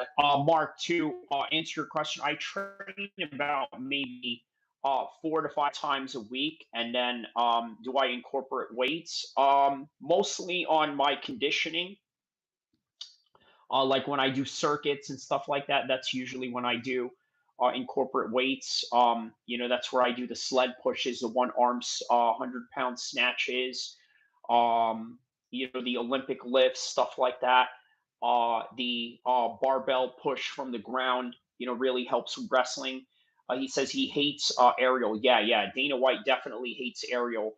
And Ariel, I think the feeling is mutual. That's why we're having this conversation. It's a sort of kind of highlighting towards. Would you say that Ariel Helwani has a good relationship with Tim Kennedy? Right. I think it's safe to say that, right? Would Tim Kennedy react the same way that Dana White would? In all honesty, yes, he would. He would absolutely react to it. In fact, he would probably borrow a gun from one of the Secret Service agents if he could, or if they can, right? If they had I don't know, one ankle, sidearm or something like that, he would absolutely. So obviously, Tim Kennedy would have the same reaction as Dana White. Would Ariel Helwani make a hit piece of Tim Kennedy having a sense of glee about being in a potential hostage or terrorist attack situation? Victory says, I love when Ariel and Shab had a back and forth and Shab got destroyed. LOL. Ali Khan says, Ariel also destroyed quite a bit of people. He did. That's why they call him 10-7. Ariel was his nickname at one point. Ali Khan says he even did it against Usman and Henry. I remember that. Ali Khan says Ariel stands on business, but when it's behind the desk. Of course. I mean, look, we're not in any illusion that Ariel Helwani is a tough guy, right? In fact, if I was to engage Ariel Helwani in some kind of way, obviously the way that I would engage him is through debates, through uh, the debates and the battle of ideas and the battle of ideologies, right? And then also trying to prove which one is right. You know what I mean? That's how I would approach him. Ariel Helwani would not fight me, would not fight anyone, and yeah, he's not that kind of guy. In fact, Ariel Helwani would either call the cops on you, and if that doesn't work, he'll call the IDF on you, and you know how that goes, right? So, yeah. Anyways, right, right. Victory says, right, Ali, LOL. Yes. So, but that's what we're trying to highlight is the biasness that he has towards Dana White because of this ongoing conflict that they have going on. He says he would sue. Yes, he definitely would sue. Yes. So, how are you going to battle Ariel Helwani? You got to battle him through ideas and through intellectuality and not necessarily through the realm of violence. So, he says, if you ever wanted a training program or diet program, hit me up. I have my NASM. Okay. But more importantly, have won many men's physique competitions all the way to Junior USA. Was one comp away from a pro card. Oh wow, okay, man. There you go, man. One of the many talents of Mark Haney right there, man. Shout out to you on that. So, there you have it, guys. I'll have that highlighted right there as a pin message. So if there's anybody, Before that, it was when they signed. If there's anybody out there that could benefit from Mark Haney and and help. Let me make sure that I have my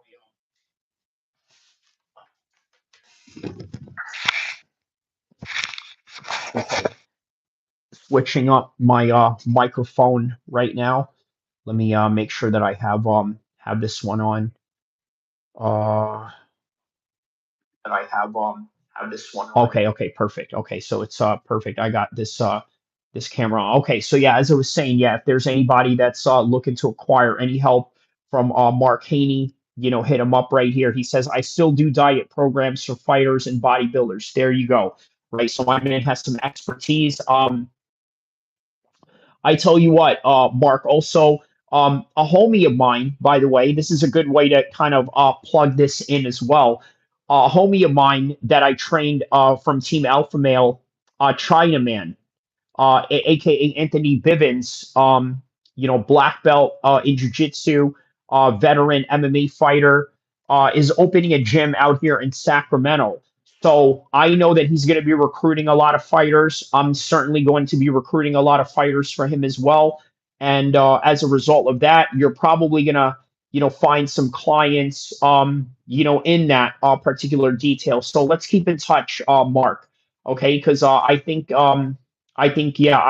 I know a few people that could benefit from your expertise. Let me show you who I'm talking about right here. So shout out to my boy Anthony Bivens right here. Chinaman, I've trained with him with Team Alpha Male, right? Longtime training partner of mine. Now Brazilian Jiu-Jitsu black belt. This is his gym right here. Current schedule that they have right now. So Friday open sparring, kickboxing, BJJ, MMA. Monday through Thursday, Muay Thai. Yeah. So I believe he gave me an address. Right here. Let me see. He gave me an address in the DMs. Let me see if I can pull up the the address here. So let me see here. So the place is a collective martial arts training center. And the address is 8167 Alpine Avenue B in Sacramento, California. So let me pull this one up right here. So yeah, man, congratulations to my boy Anthony Bivens for opening up his studio gym. And let me show you exactly where that is in Sacramento. It is located right here. Okay, so that is right by Power Inn, where this is. Okay, so I know exactly where this is right here. So, yep. So, okay. So the business is not up yet on the website, but yes, this is the address right here for those that can benefit from that. So, yes. What else? Other he said, okay, so the logo. Okay, so this is what he told me about the logo. He says the logo stands for a blend of Japanese and Thai, the Enzo circle, and the Dag Champa flower. Okay, so he says that's perfect considering our martial arts comes from those countries, Thai and Japan. So he says, if you know an MMA gym here in SoCal, I might look into a lot, man. There's a lot. In Anaheim, what is a good King's MMA? There's King's MMA in Anaheim near that area, or I think that's around Orange County rather. He says, obviously, I don't want to pay top prices for Gracie Jiu Jitsu. I think they would let you have free trials, right? Look for MMA gyms that will let you have a free trial, right? Or an open gym, right? That's the most important thing. Okay, spoke with Eric T. He confirmed it. Okay, so looks like we got some news on this one right here. I may do a separate live stream or video on this one. Conor McGregor and Max Holloway are the front runner for UFC 329, which is going to be on July 11th 2026. So that is the next matchup that is coming up right now. So, just something to think about, guys. You know what I mean? Conor McGregor and Max Holloway. So there you have it, man. All right, what else here? All right, yeah, let's get back to the Ariel Hawani thing. Connor Bennett. That's right. Against Regis Progress. Yes, Frank? With the hangover comment that he made a few weeks ago, like, do you think he's just hitting the sauce a little much? And, he's enjoying himself at the dinner, received some He's an adrenaline junkie. This was adrenaline filled. It sparked something. I don't know. You usually get the adrenaline to, like, run for safety. The fight or flight. Yes. Wow. Dariush is one of the coaches. Right. There you go. So that's what makes it a very formidable team, King's MMA. He says the only thing is where I train in Houston, we got good boxing coaches. Okay. Got it. Yeah. Yeah. Houston, Texas has been, always a big boxing state, as much as it is a football state and things of that nature. Hey, he's ready to fight, bro. You want to be an effing fighter. You gotta be an alpha male if you're in these situations. Chest out. I'm alpha. Yeah. Chin up. Come on, man. The president of the Ultimate Fighting Championship that holds brutal cage fights on the White House lawn, you think he's gonna be crawling for safety? I stand corrected. Come on. We don't think there's a middle ground though between that was effing awesome and just like a little bit over here. I think you've settled, Frank, okay? I think you've settled. There is a middle ground. I don't give a shit, so give us a full concept. They're taking out the Darren Till audio memes. After he just left that scenario. I guess not because he was so happy about it, but though this one dude was going up to everyone as they were walking. I know, none of it was fucked, huh? Like, Lene's in there, he's had a PR, he's like, we gotta go. I was watching TV that Sunday morning. They had reporters on who had been up for 24 hours. Oh, yeah. Well, I remember Wolf Blitzer was given the report immediately after the. What was the Wolf Blitzer? Was it the assassination where he had posted a picture earlier in the day that he was out drinking and then he had to go into the CNN studios after? Oh yes, and he had to Oh yeah, the Butler, PA. It was that day. It was a nice summer day. I will say two more insane things about this. First of all, you mentioned the Hawks game. Ben Stiller, big Knicks fan, always tweeting. He tweets, "We got it done," and he's talking about the Knicks win over the Hawks. Did you not see this tweet? Oh my God! This tweet has, at last check on Saturday night, had 7.2 million views on it because everyone thought that he was celebrating that they got the president. Not everyone thought. Well, I mean, a lot of people thought they were not all reacting to the Knicks win over the Hawks in Game 4. Okay, I didn't know that part. Okay, that's crazy. So, all right, man, we got Monday Night Raw going on right now. I'm gonna lower this down a little bit so it doesn't interfere with too much sound. But yeah, so all right, man. So yeah, that's what we got going on with Dana White, man. A lot of people, think that it was a little bit insensitive on his part to, sort of react in that kind of way. But what do you expect? What do you expect from Dana White? I mean, He's definitely thought that, but not everybody thought that. It was absurd. It was absolutely absurd. It's to the point that there's a community note that's like, keep talking about this. Yes, and it says, by the way, they did win. Ooh, how many views on? all right, so.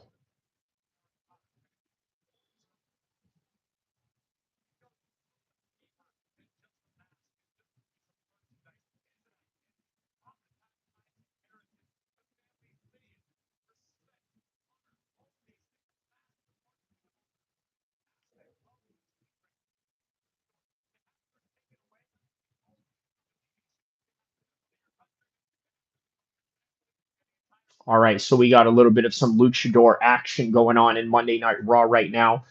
So this guy named El Grande Americano, who is a luchador but is from America and is clearly a white American, right? You know what I mean? But it's just I don't know. It's kind of weird. You know what I mean? The little storyline that they have going on, and then Rey Mysterio is saying, "Yeah, listen, I just want to make sure, yeah."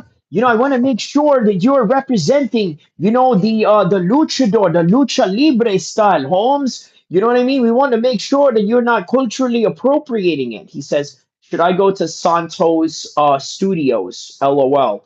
Santos Studios. He says, go see if I can watch Kamayev train. It depends if it's open in public, sure. There are gyms. A lot of gyms were open in public. I remember when Uriah Faber used to train for fights. They were open to the public, but it's just that not a lot of people really knew about MMA, nor did they really understand what Uriah Faber was or what he did in Sacramento at the time. But yeah, man, for the most part MMA gyms are pretty public now. Depending on how big the fighter is. Obviously, if it's Conor McGregor, then you're not going to catch him training at a public gym, even if he was in a training camp in Southern California. He would have probably build his own gym, and then just bring a group of guys there, to get down. So, yeah, man. So, all right. So yeah, I think that's it, man. I think that's all that I really have for this one. I didn't really want to, drag this one on any further.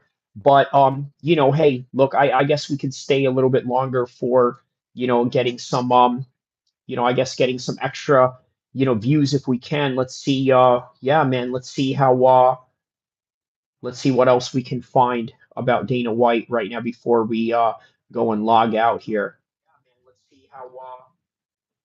Let's see what else we can find about Dana White right now before we go and log out here.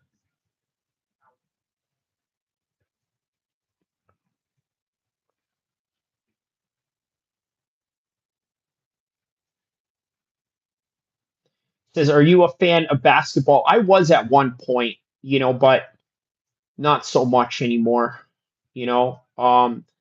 Depends. I mean, I'm a bit of a casual at it, but yeah.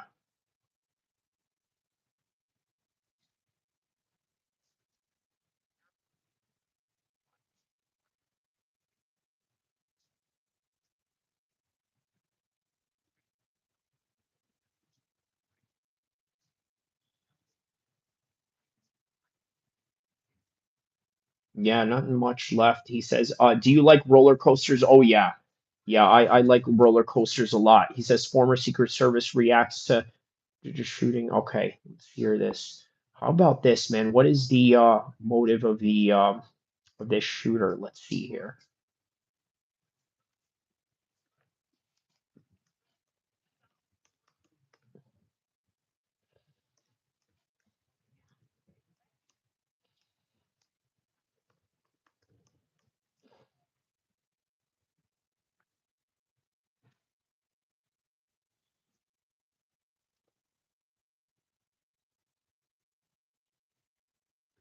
All right, so let's hear the manifesto of this killer right here, or the shooter. He didn't really kill anyone, you Hey know, folks, so Dave Neal here with a bonus episode of the Rush Hour podcast covering the manifesto that has been released from the alleged shooter in the White House Correspondents' Dinner.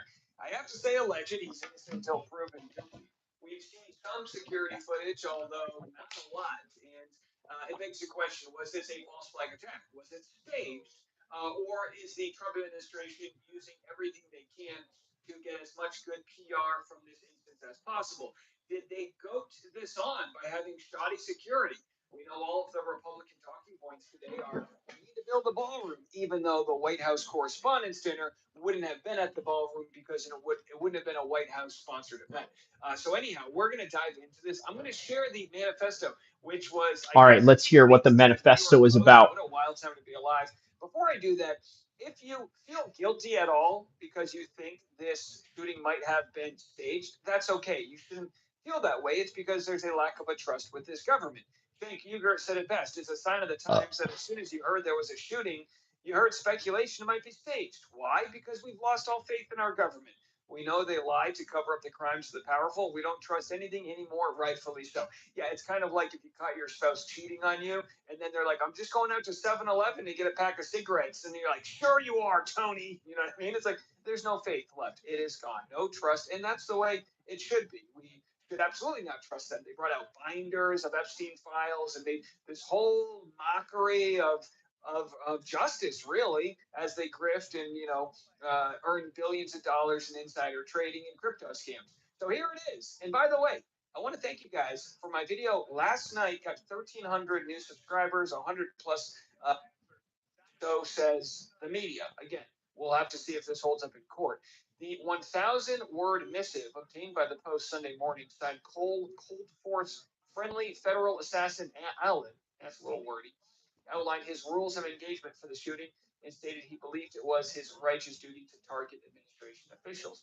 And by the way, All right, so he felt that there was a righteous duty to do this. So let's find out exactly what that righteous a lot duty of people is. wondered what are the odds that this would continue to happen to an administration? And again, I don't think this is the world we should live in. But if this turns out to be an actual verified shooter, I look at it the same way I look at alleged assassin Luigi Mangione, which is you put people on the fritz, you give them something that they feel is worth fighting for, you're going to see them fight for it. And with Luigi Mangione, allegedly, it was someone who saw people getting ripped off by the healthcare insurance scam.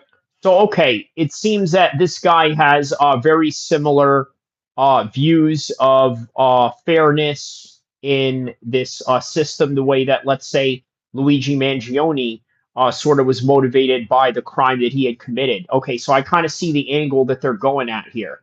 And wanted to do something about it, take matters into their own hands. Politics is about making choices that are supposed to be nonviolent.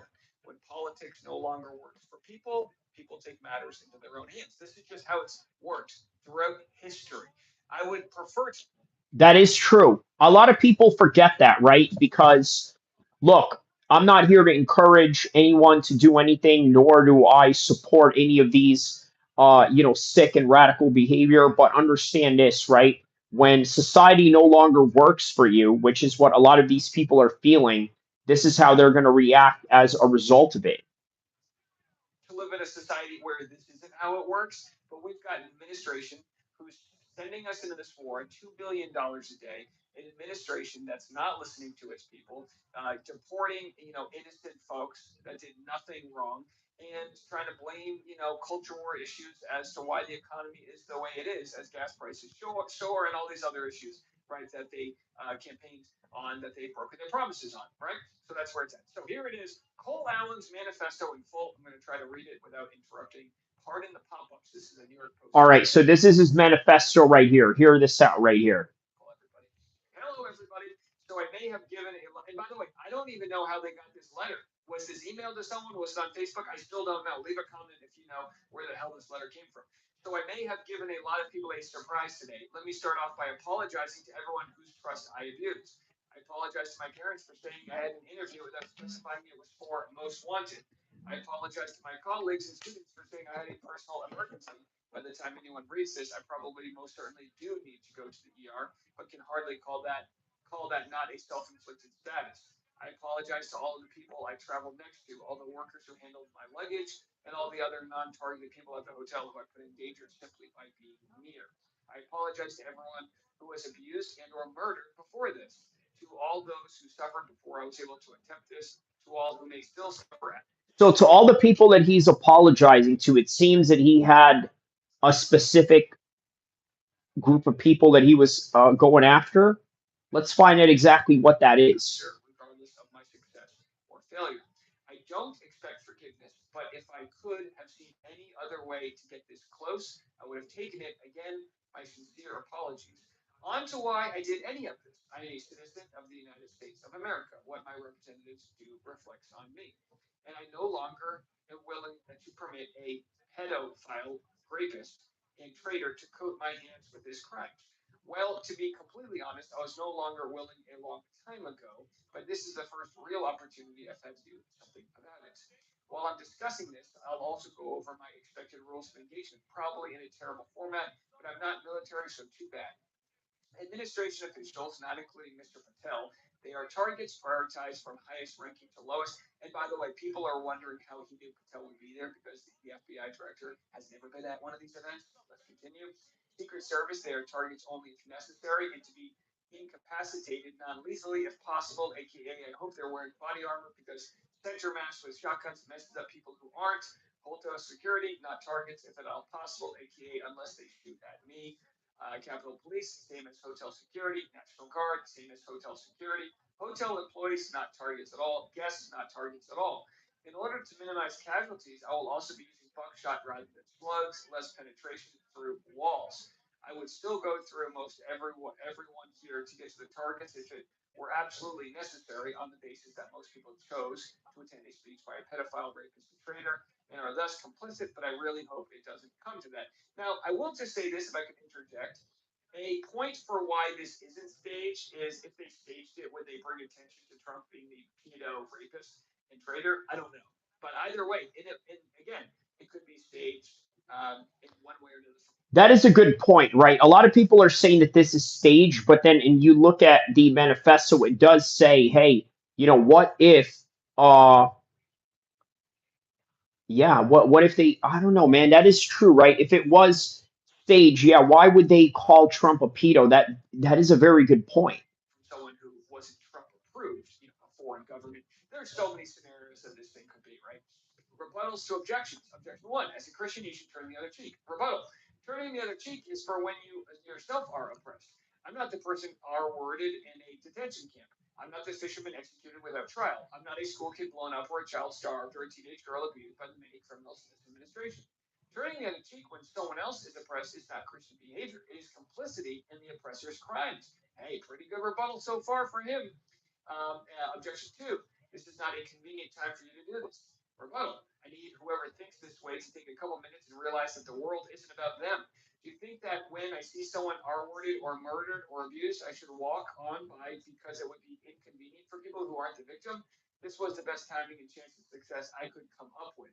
Objection three: you didn't get them all. Rebuttal: got to start somewhere. Objection four: as a half black, half white person, you shouldn't be the one doing this. Rebuttal: I don't see anyone else picking up the slack.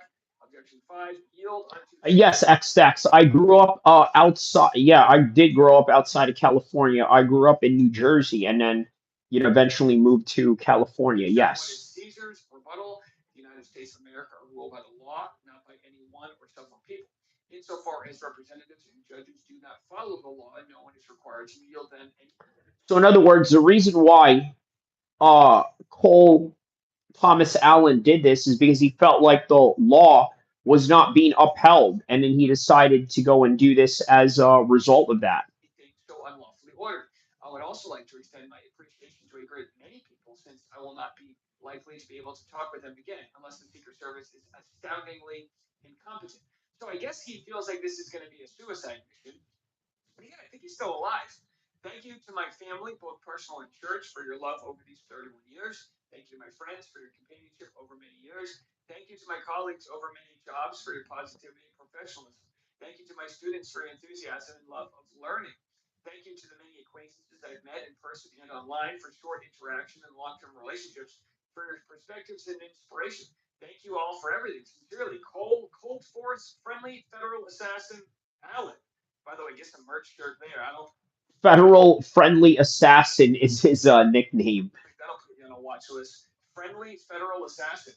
P.S. That could be like a WWE character. P.S. Okay, now that all the sappy stuff is Friendly and coming down the aisle, Friendly Federal Assassin done, the Secret Service doing? from Torrance, California. Like, I expected security cameras at every bed, bugged hotel rooms, armed agents every 10 feet, metal detectors at the wazoo. What I got, who knows, maybe they're pranking me, is nothing. No damn security, not in transport, not in the hotel, not in the event. Like, the one thing that I immediately noticed, walked into the hotel, is a sense of arrogance. I walk in with multiple weapons, and not a single person there considers the possibility that I could be a threat. The security at the event is all outside, focused on protesters and current arrivals, because apparently no one thought about what happens if someone checks in the day before. Like, this level of incompetence is insane, and I very sincerely hope it's corrected by the time this country gets actually competent leadership again. Like, if I was an Iranian agent instead of an American citizen, I could have brought a damn lead deuce in here and no one would have noticed anything. Actual insane. Oh, and if anyone is curious how doing something like this feels, it's awful. I want to throw up. I want to cry. For all the things I wanted to do and never will, for all the people whose trust is betrayed, I experience rage thinking about everything this administration has done. Can't really recommend it. Stay in school, kids. I know. It's insane. This is an insane world. It reads as someone Wow. who's not even taking it seriously. Will he go down as a hero to some? I think so. He brings up points, and this is where you have to be careful, right? And this is why he's going to go down as a hero to some people, right? Because he does bring up a lot of points, right? At the same time, though, man, he ruined his life, and he acknowledged that in this manifesto. He also acknowledged that not only is his life going to be ruined, there's going to be a lot of things that he's going to miss out on as a result of trying to commit to this act. Right? Because we know what you say lives on forever. Oh, how dare you say it brings up points? He brings up points. If you were to believe that this administration, which has murdered what, a couple hundred fishermen, 170 schoolgirls first day of the war, plus thousands of other innocent lives, if you believe that watching that happen is being complicit, and you decide to take matters into your own hands, who the f am I to stop you? Do you know what I mean? Now, that's not what I would do. I wouldn't burn all of my own personal livelihood over going a violent route. But at the same time, you see someone else do it and you go, what do you want from the guy if this is real? There are so many scenarios, like I said, where this could either be staged or this government's so incompetent and so hated that we are now realizing how quickly we can resort to violence. We have lived in this fluffy world. I'm a millennial. I'm an old millennial. We've lived in this world insulated by giant oceans where we don't see the wars brought to our own shores. And now, with the help from the internet and social media and immediate, videos on demand, we see the horrors of what our government has done. We see the genocide that has played out from Israel to Gaza. The dozens, if not hundreds of thousands of innocent lives that have been lost. We see our own tax dollars made in Colorado being put on missiles that are bombing girls. We've seen this play out. Who the hell are we to judge someone who says enough is enough? What I'm going to cover next in tomorrow morning's video will be the finger pointing that you're going to see from the right. And this is where it gets kind of suspect. where you've got a whole hell of a bunch of influencers on the right all saying, now we got to build a ballroom. You've got Trump, who wants to literally take away your human rights. He tweeted, he said, I'm willing to take away my civil rights in order to protect us, right? Same thing they said with the Patriot Act after 9/11. So I've got people in the comment sections saying, how dare you say this is staged? And then my response to that is, the boy has cried wolf for so long, right? The Trump administration continues to gaslight us, continues to piss on our leg and tells us it's raining.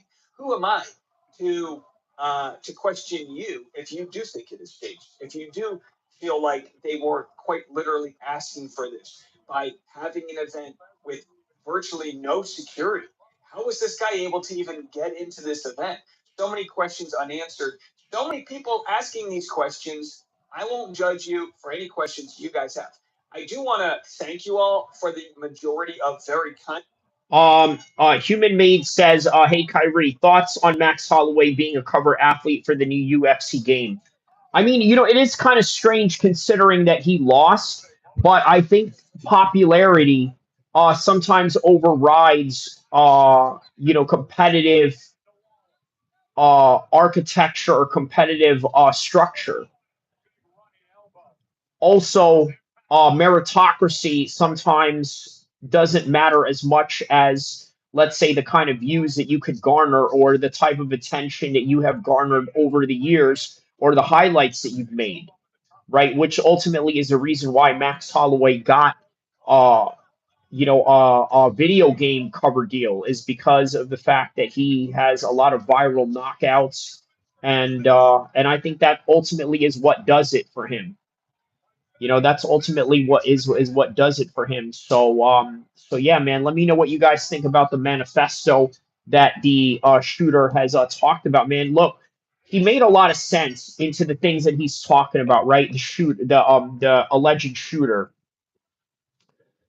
But you also got to remember, a broken clock is correct 2 times a day, because now that you've done this, you really can't affect any change whatsoever.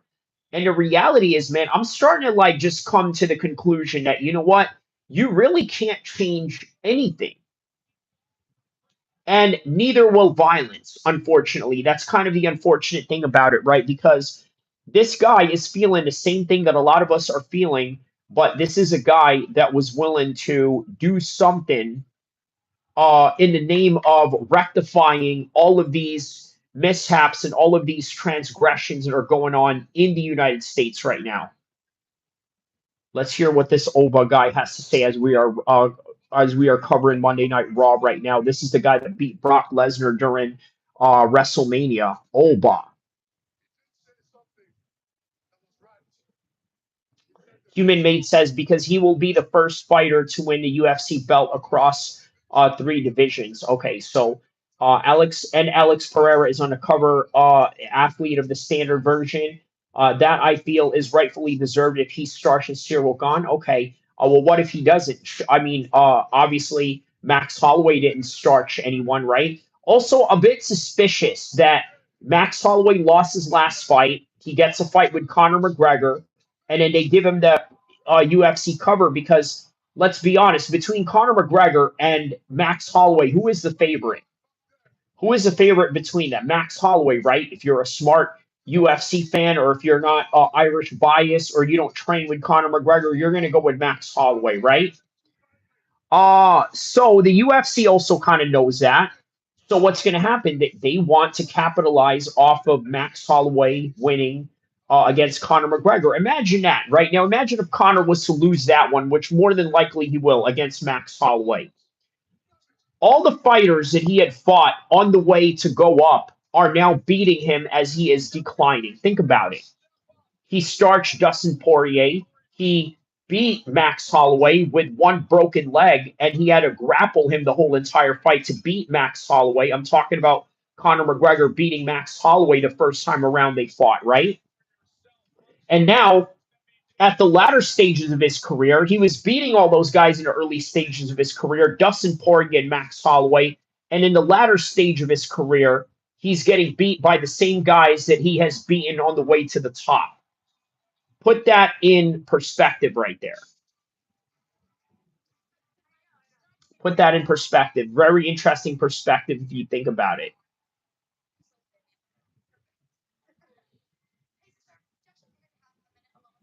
All right, so it looks like they got a Raw segment going on here. What is this?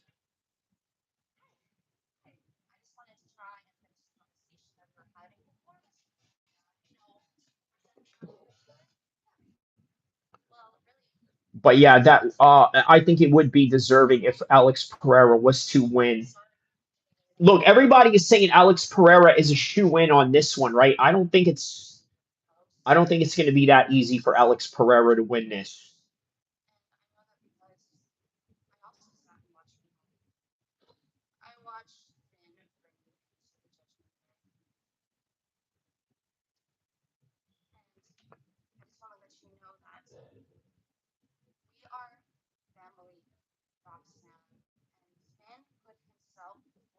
Comments that appreciate that as we try to call balls and strikes, we have to be fair. The world is a violent place when we let it resort to this. And that's what we're seeing play out. A government and executive branch that plays loose and free with people's lives. Execution-style murders on American citizens. Alex Preddy and the mother that we saw shot in the throat, all for the crime of driving away from an ICE agent.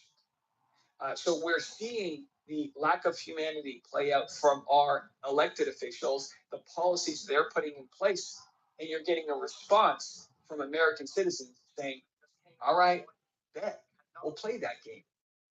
It's a scary time to be alive. We're going to try our best to cover this. If you're new to my channel, we make content every morning, lunch, and afternoon.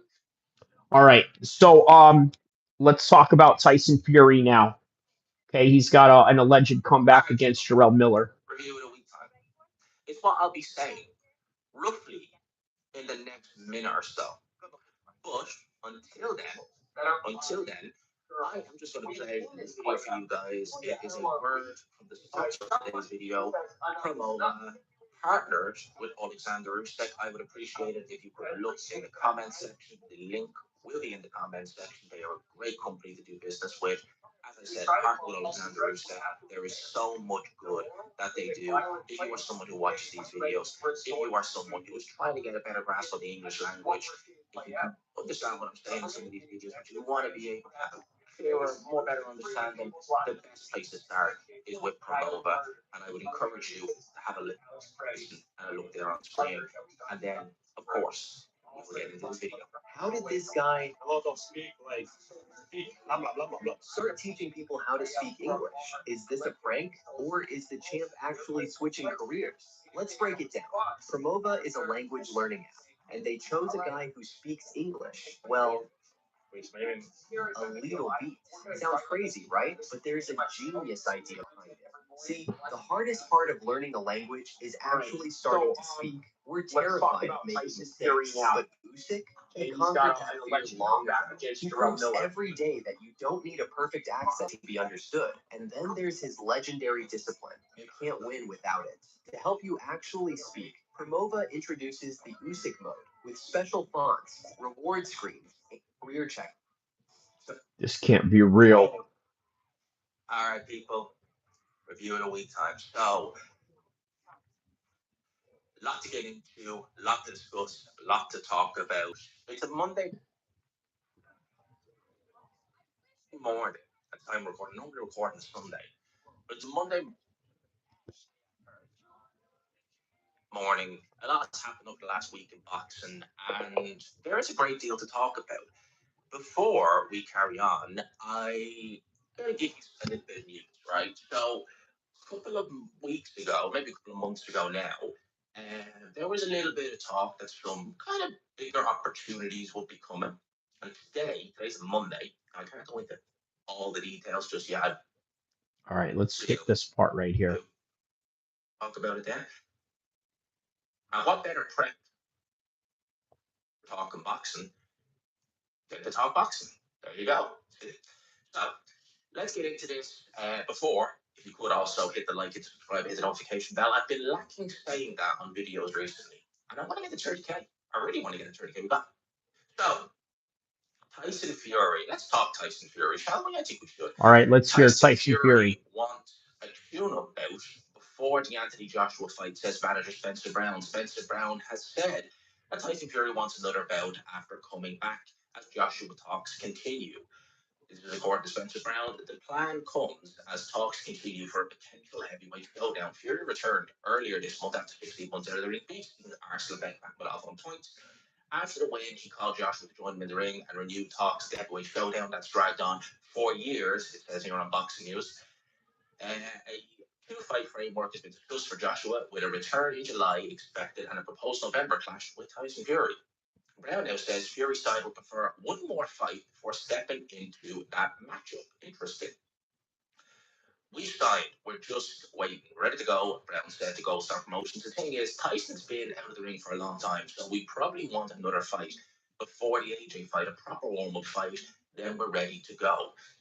Well, that's interesting because the way Fury was speaking after that Makhmudov fight, it seemed like that was his one and done. Now let's go for AJ, because he was even saying words to the effect in the post-fight press conferences that look.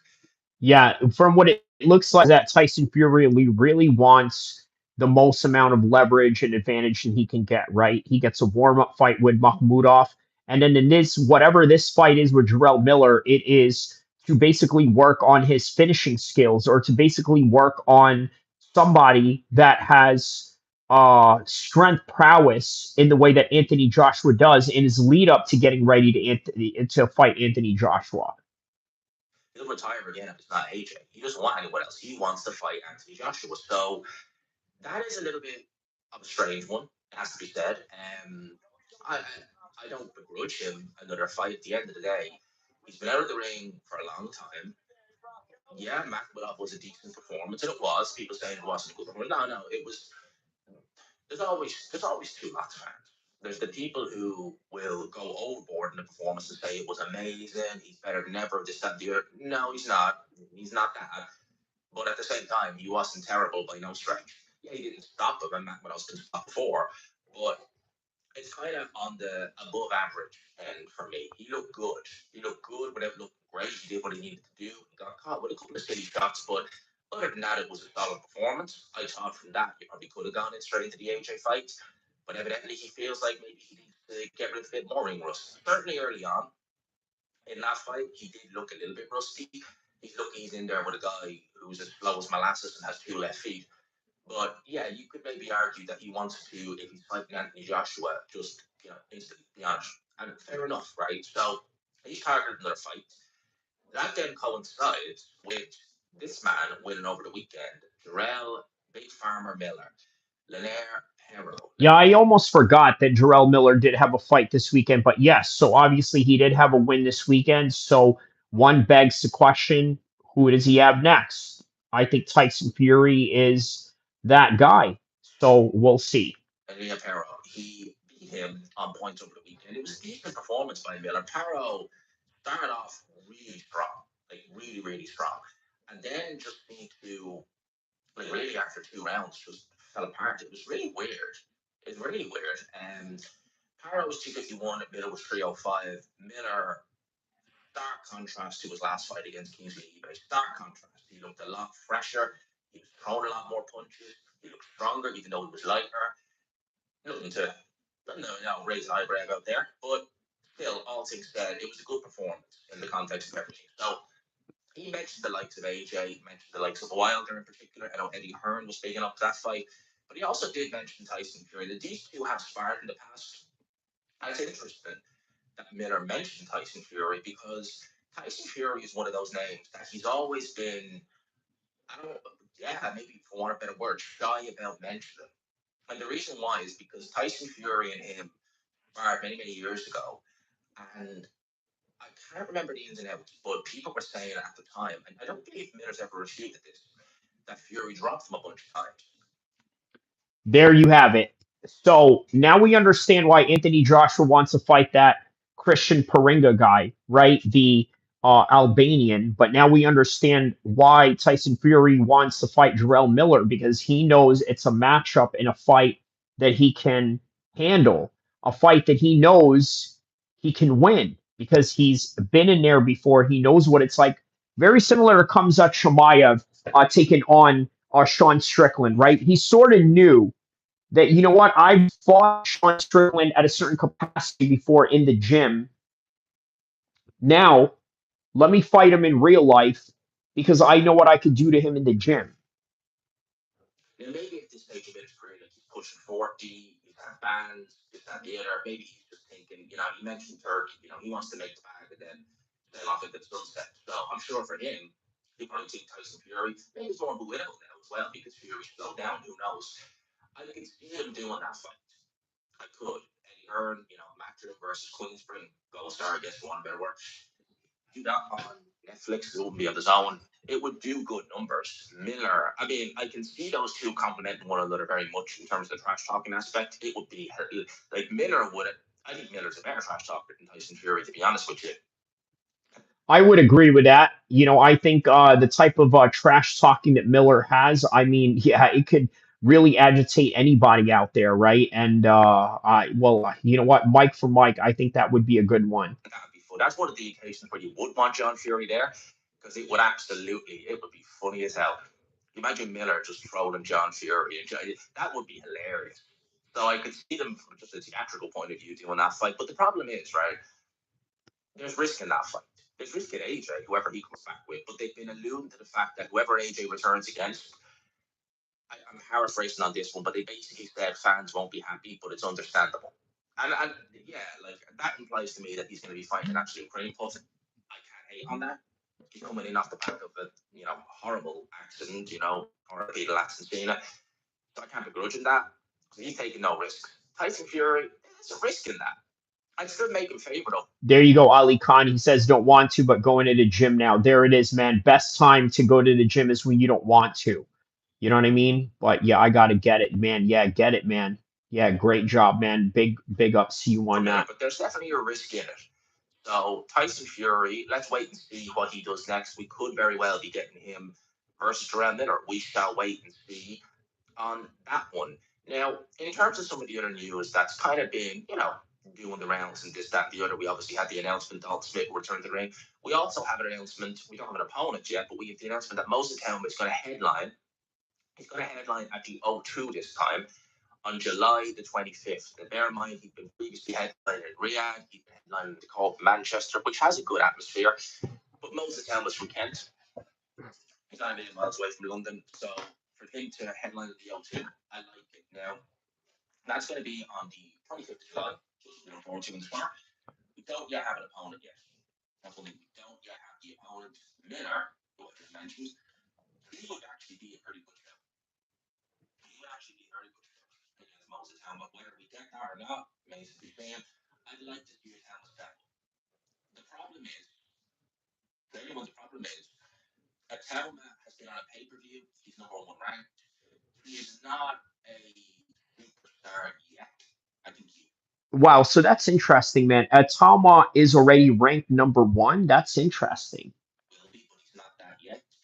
These contenders are going to want superstar money. At the end of the day, they like to fill a hurricane. He's fighting Dave Allen. He could have fought Helma. Money. That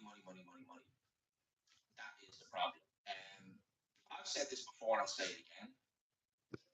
If I was doing that at the O2 and I wanted to have the show be full, have the arena be full, if I wanted to get the casual fans interested in it, I know what you're going to say, this is very cynical, but hear me out, right? And I'm genuinely serious with this, right? If you wanted to pay a contender good money, No, unless you want me to. or you're not going to say contender, if you wanted to pay a fighter good money, or you're probably not going to make a loss on this show, you're going to get eyes from the casual audience on it, where Helm is going to look devastated. You won't answer any questions about him, but it'll look devastating nonetheless. And you'll probably make a recoup money on this show. Yeah, you know what, man? Come to think of it, Moses Otama seems to be really one of the most hardest fighters to promote right now, right? Because if you think about it, he's on the verge of becoming a superstar. He's not yet a superstar, but he's also very young, and you also don't want to match him up in a way that could be detrimental to his career, right? So, man, yeah, anybody that has Moses Otama, obviously, right now, that would be Frank Warren and the Queensberry Promotions. Man, it's challenging. trying to promote somebody like that, especially at his early stage of his career right now.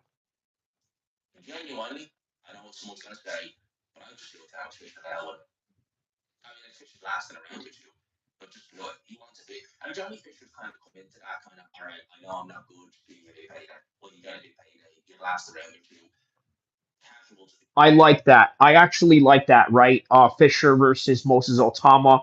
Because believe it or not, man, Johnny Fisher is actually probably more of the A side. I'm not talking about who can actually win or who we think is going to win. We're talking about who sells more tickets between the two. Believe it or not, it's Johnny Fisher. Johnny Fisher sells more tickets than Moses or Tama, at least right now.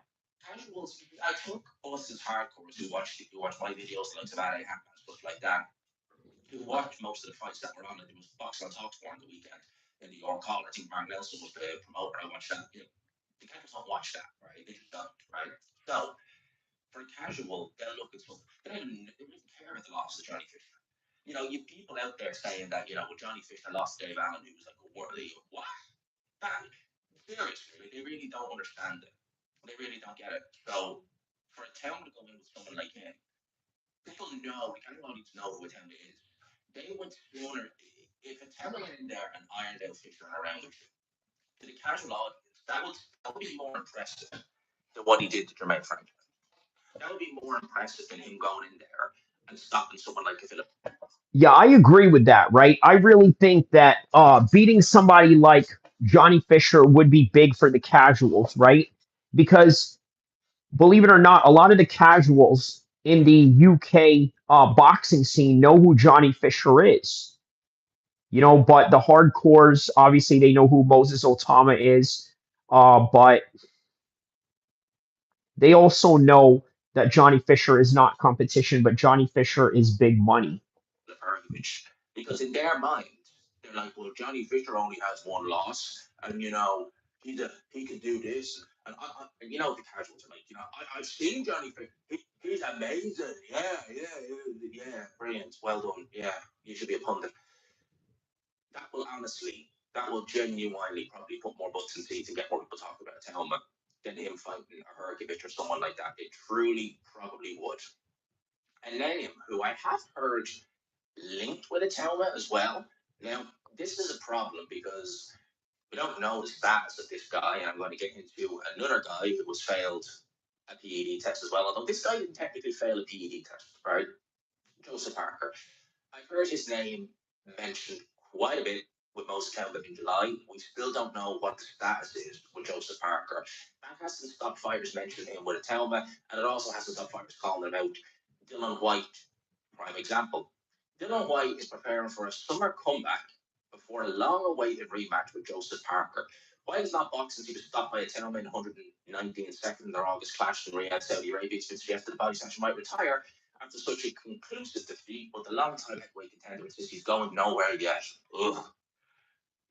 I feel like I've got a little bit more left. All right, Roman Reigns is about to come out right now. Let's check out what See, look at Roman Reigns. He's coming out right now. Everybody's doing the one finger sign. Let me grab my WWE belt for this one right here. Let's get the WWE belt going here, right here, as Roman Reigns is walking out right now. Acknowledge me. Roman Reigns putting up his belt in the air, like, yeah.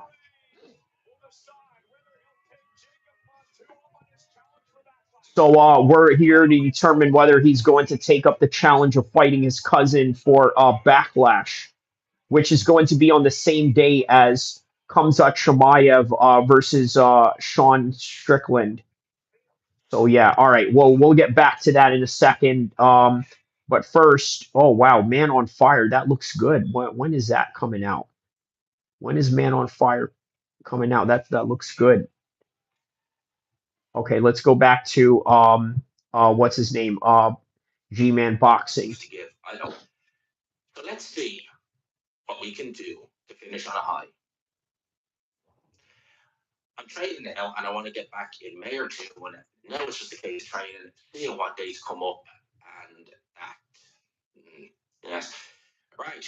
So this is a guy who looked awful against Ebenezer Tete nearly 2 years ago. I'm sorry, Dylan White. I liked you your whole career, but this is not a good idea. I mean, honest to God, like even a journeyman now, I mean, I wouldn't trust him against a journeyman at this stage. If Joseph Parker can somehow get cleared and they do that rematch, because that rematch has been something that's been talked about for quite a while now, it has to be said. I still, like, I still wouldn't. I still wouldn't do it. I wouldn't make him even remotely competitive enough. You know, Dylan White should go down in boxing Hall of Fame history, right? You know, Dylan White's career is going to be underrated for a lot of people. You know what? What's crazy about boxing careers and fighting careers in particular is that people only recognize those that have been champion, but the ones that haven't been champion, I mean, look, man, Jake Paul, he's going to retire as somebody who's not going to be world champion. That's a guarantee. But you know what? The contribution that he's made to the sport and his own accomplishments, just based on promoting his own fights, I think is on a whole nother level, right? But still a huge contribution to the sport nonetheless.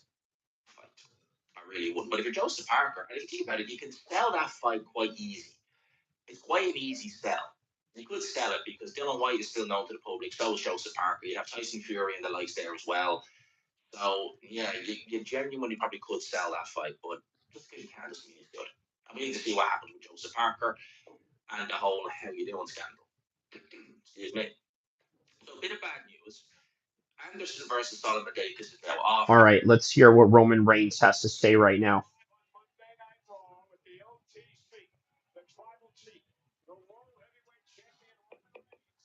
Roman Reigns, here we go, man. Acknowledge me.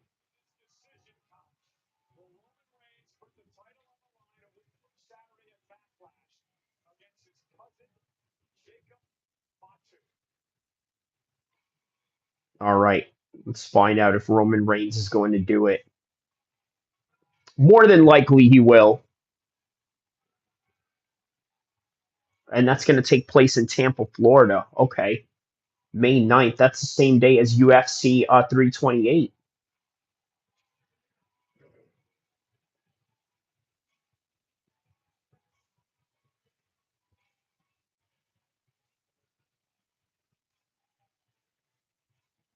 All right.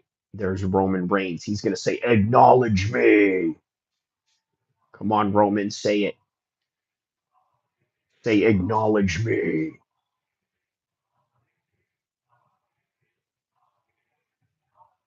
The whole crowd is yelling OTC.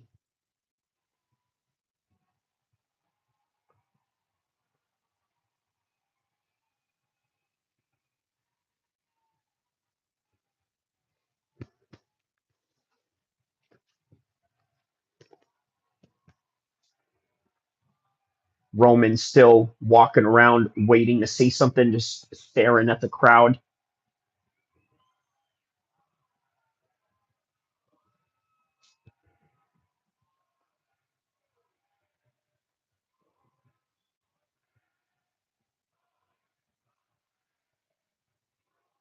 The crowd yelling Roman Reigns, Roman Reigns, Roman Reigns.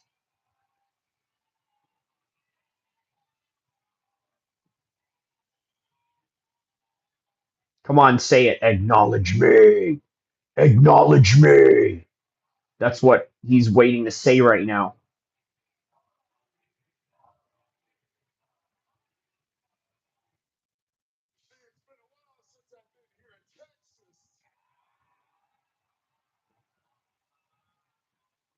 It's been a while since I've been here in Texas. He said they love their tribal chief in Texas. There's also a lot of Samoans out in Texas as well.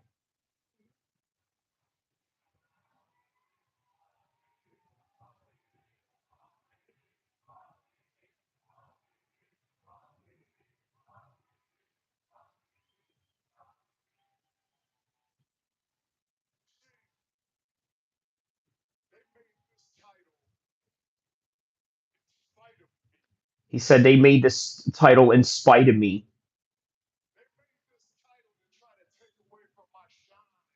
They made this title to try to take away from his shine. So what is that? Okay, so I guess I think they made that title when he was like a double champion or something.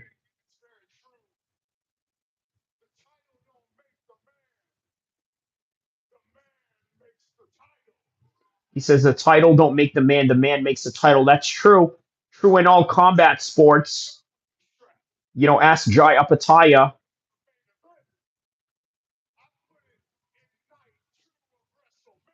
He says he put it in night 2 of WrestleMania. Yup.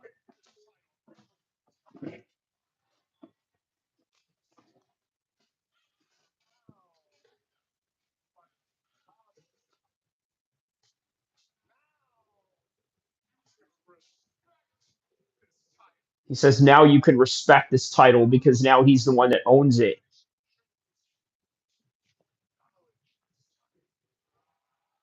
He says now you can actually choose to acknowledge this title.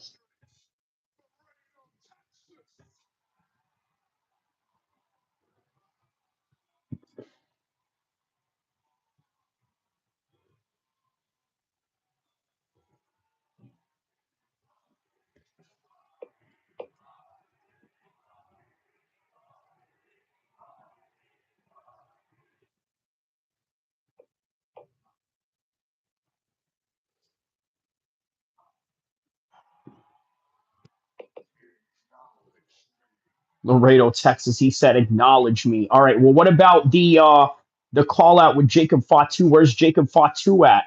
You can't end it here. Said, "Acknowledge me." All right. Well, what about the? All right. So looks like someone is coming out. Who is that? Is that Jacob Fatu?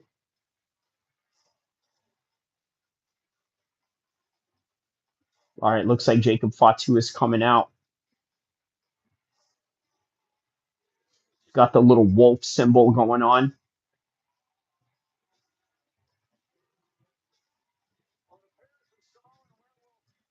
The Samoan werewolf.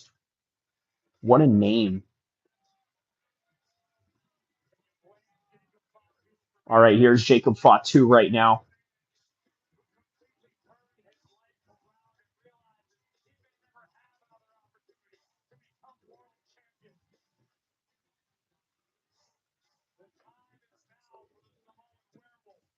All right, so let's hear what Jacob Fatu is going to say. Of course, he's going to try to lure Roman Reigns into this, maybe get into a fight.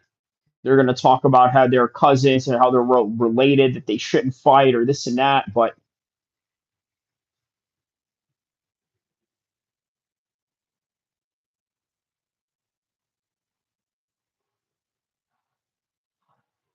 Fatu, the crowd yelling for Fatu.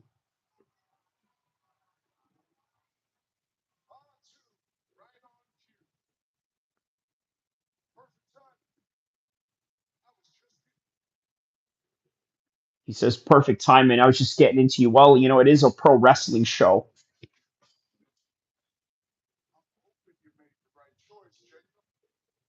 He said, I hope you made the right choice because he gave him about a week ago to determine whether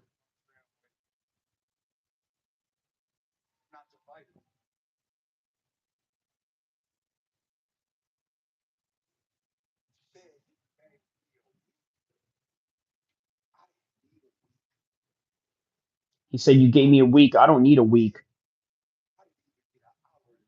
He said he didn't even need an hour to think about it.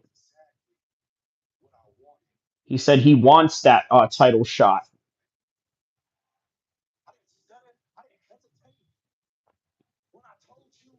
I wish they would have made this event like not on the same day as Kamzat and Sean Strickland,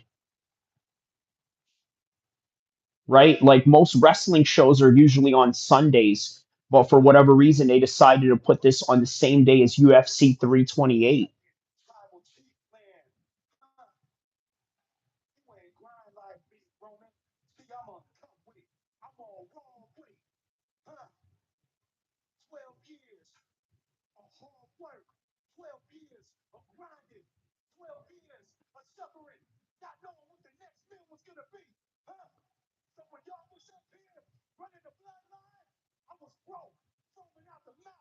Ooh.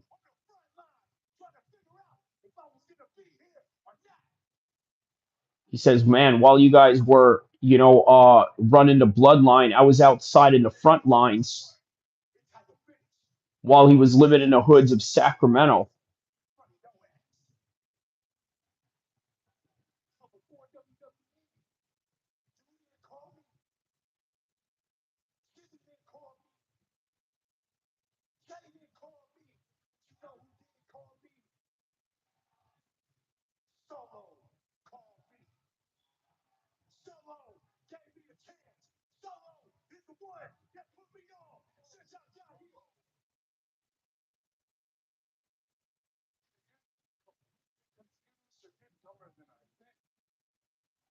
Ooh. Who's Solo again?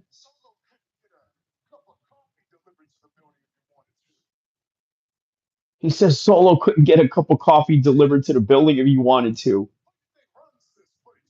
He says, who you think runs this place, boy?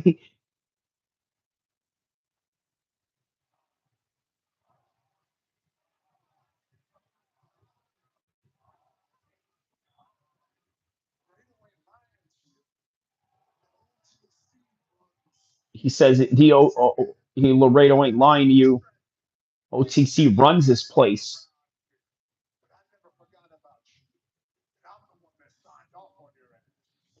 Said I never forgot about you. I'm the one that signed off on your ass.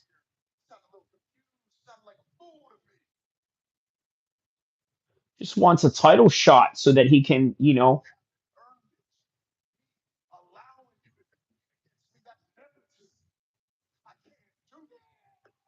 says, allowing me to compete against you, that's nepotism. I can't do that. Oh, man, he just did that claw thing right now where he put Roman Reigns. He says, that's nepotism. I can't allow you to do that. The tongue and death grip. He's putting the tongue and death grip on Roman Reigns.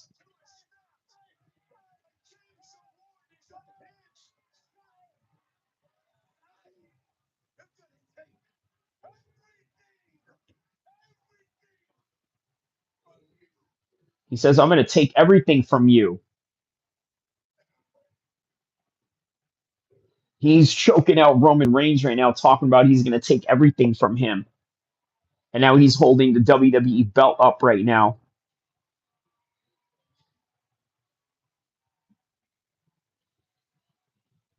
Now he's holding up the belt, threw it at him like it ain't nothing.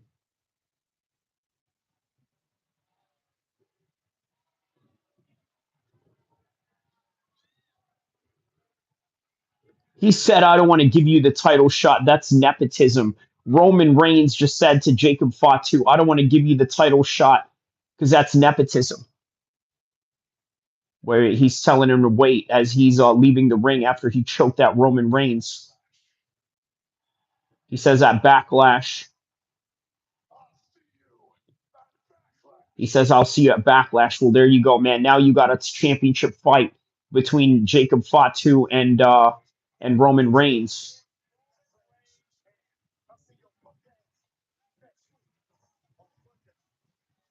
He says, I'll see your punk ass next week on Monday. Yup, well, there it is, man. There it is. So next week is Omaha, Nebraska in Monday Night Raw. All right, man. So you know what? Monday Night Raw is not really 2 hours long. It's literally like 1 hour and 30 minutes long, right?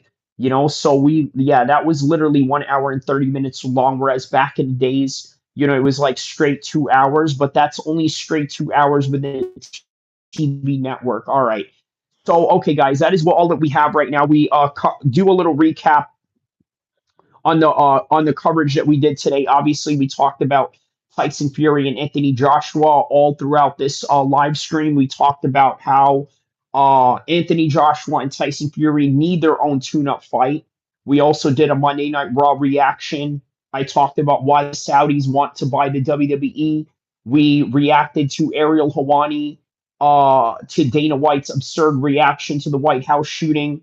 And we talked a little bit about UFC, MMA, and WWE at the same time, man. We went all the way till the end to react to Roman Reigns and Jacob Fatu. All right, guys, listen. With that in mind, I did about 3 hours into the stream. The algorithm on this one wasn't really the best, but I came in here. I had to do a Monday show nonetheless. Really wanted to do this in the morning. Couldn't have been able to, but here I am doing this live stream. Here we are with the recap, and we will be back for more content in the days to come, inshallah. Don't forget to like and subscribe. I'll see you in the next one, inshallah.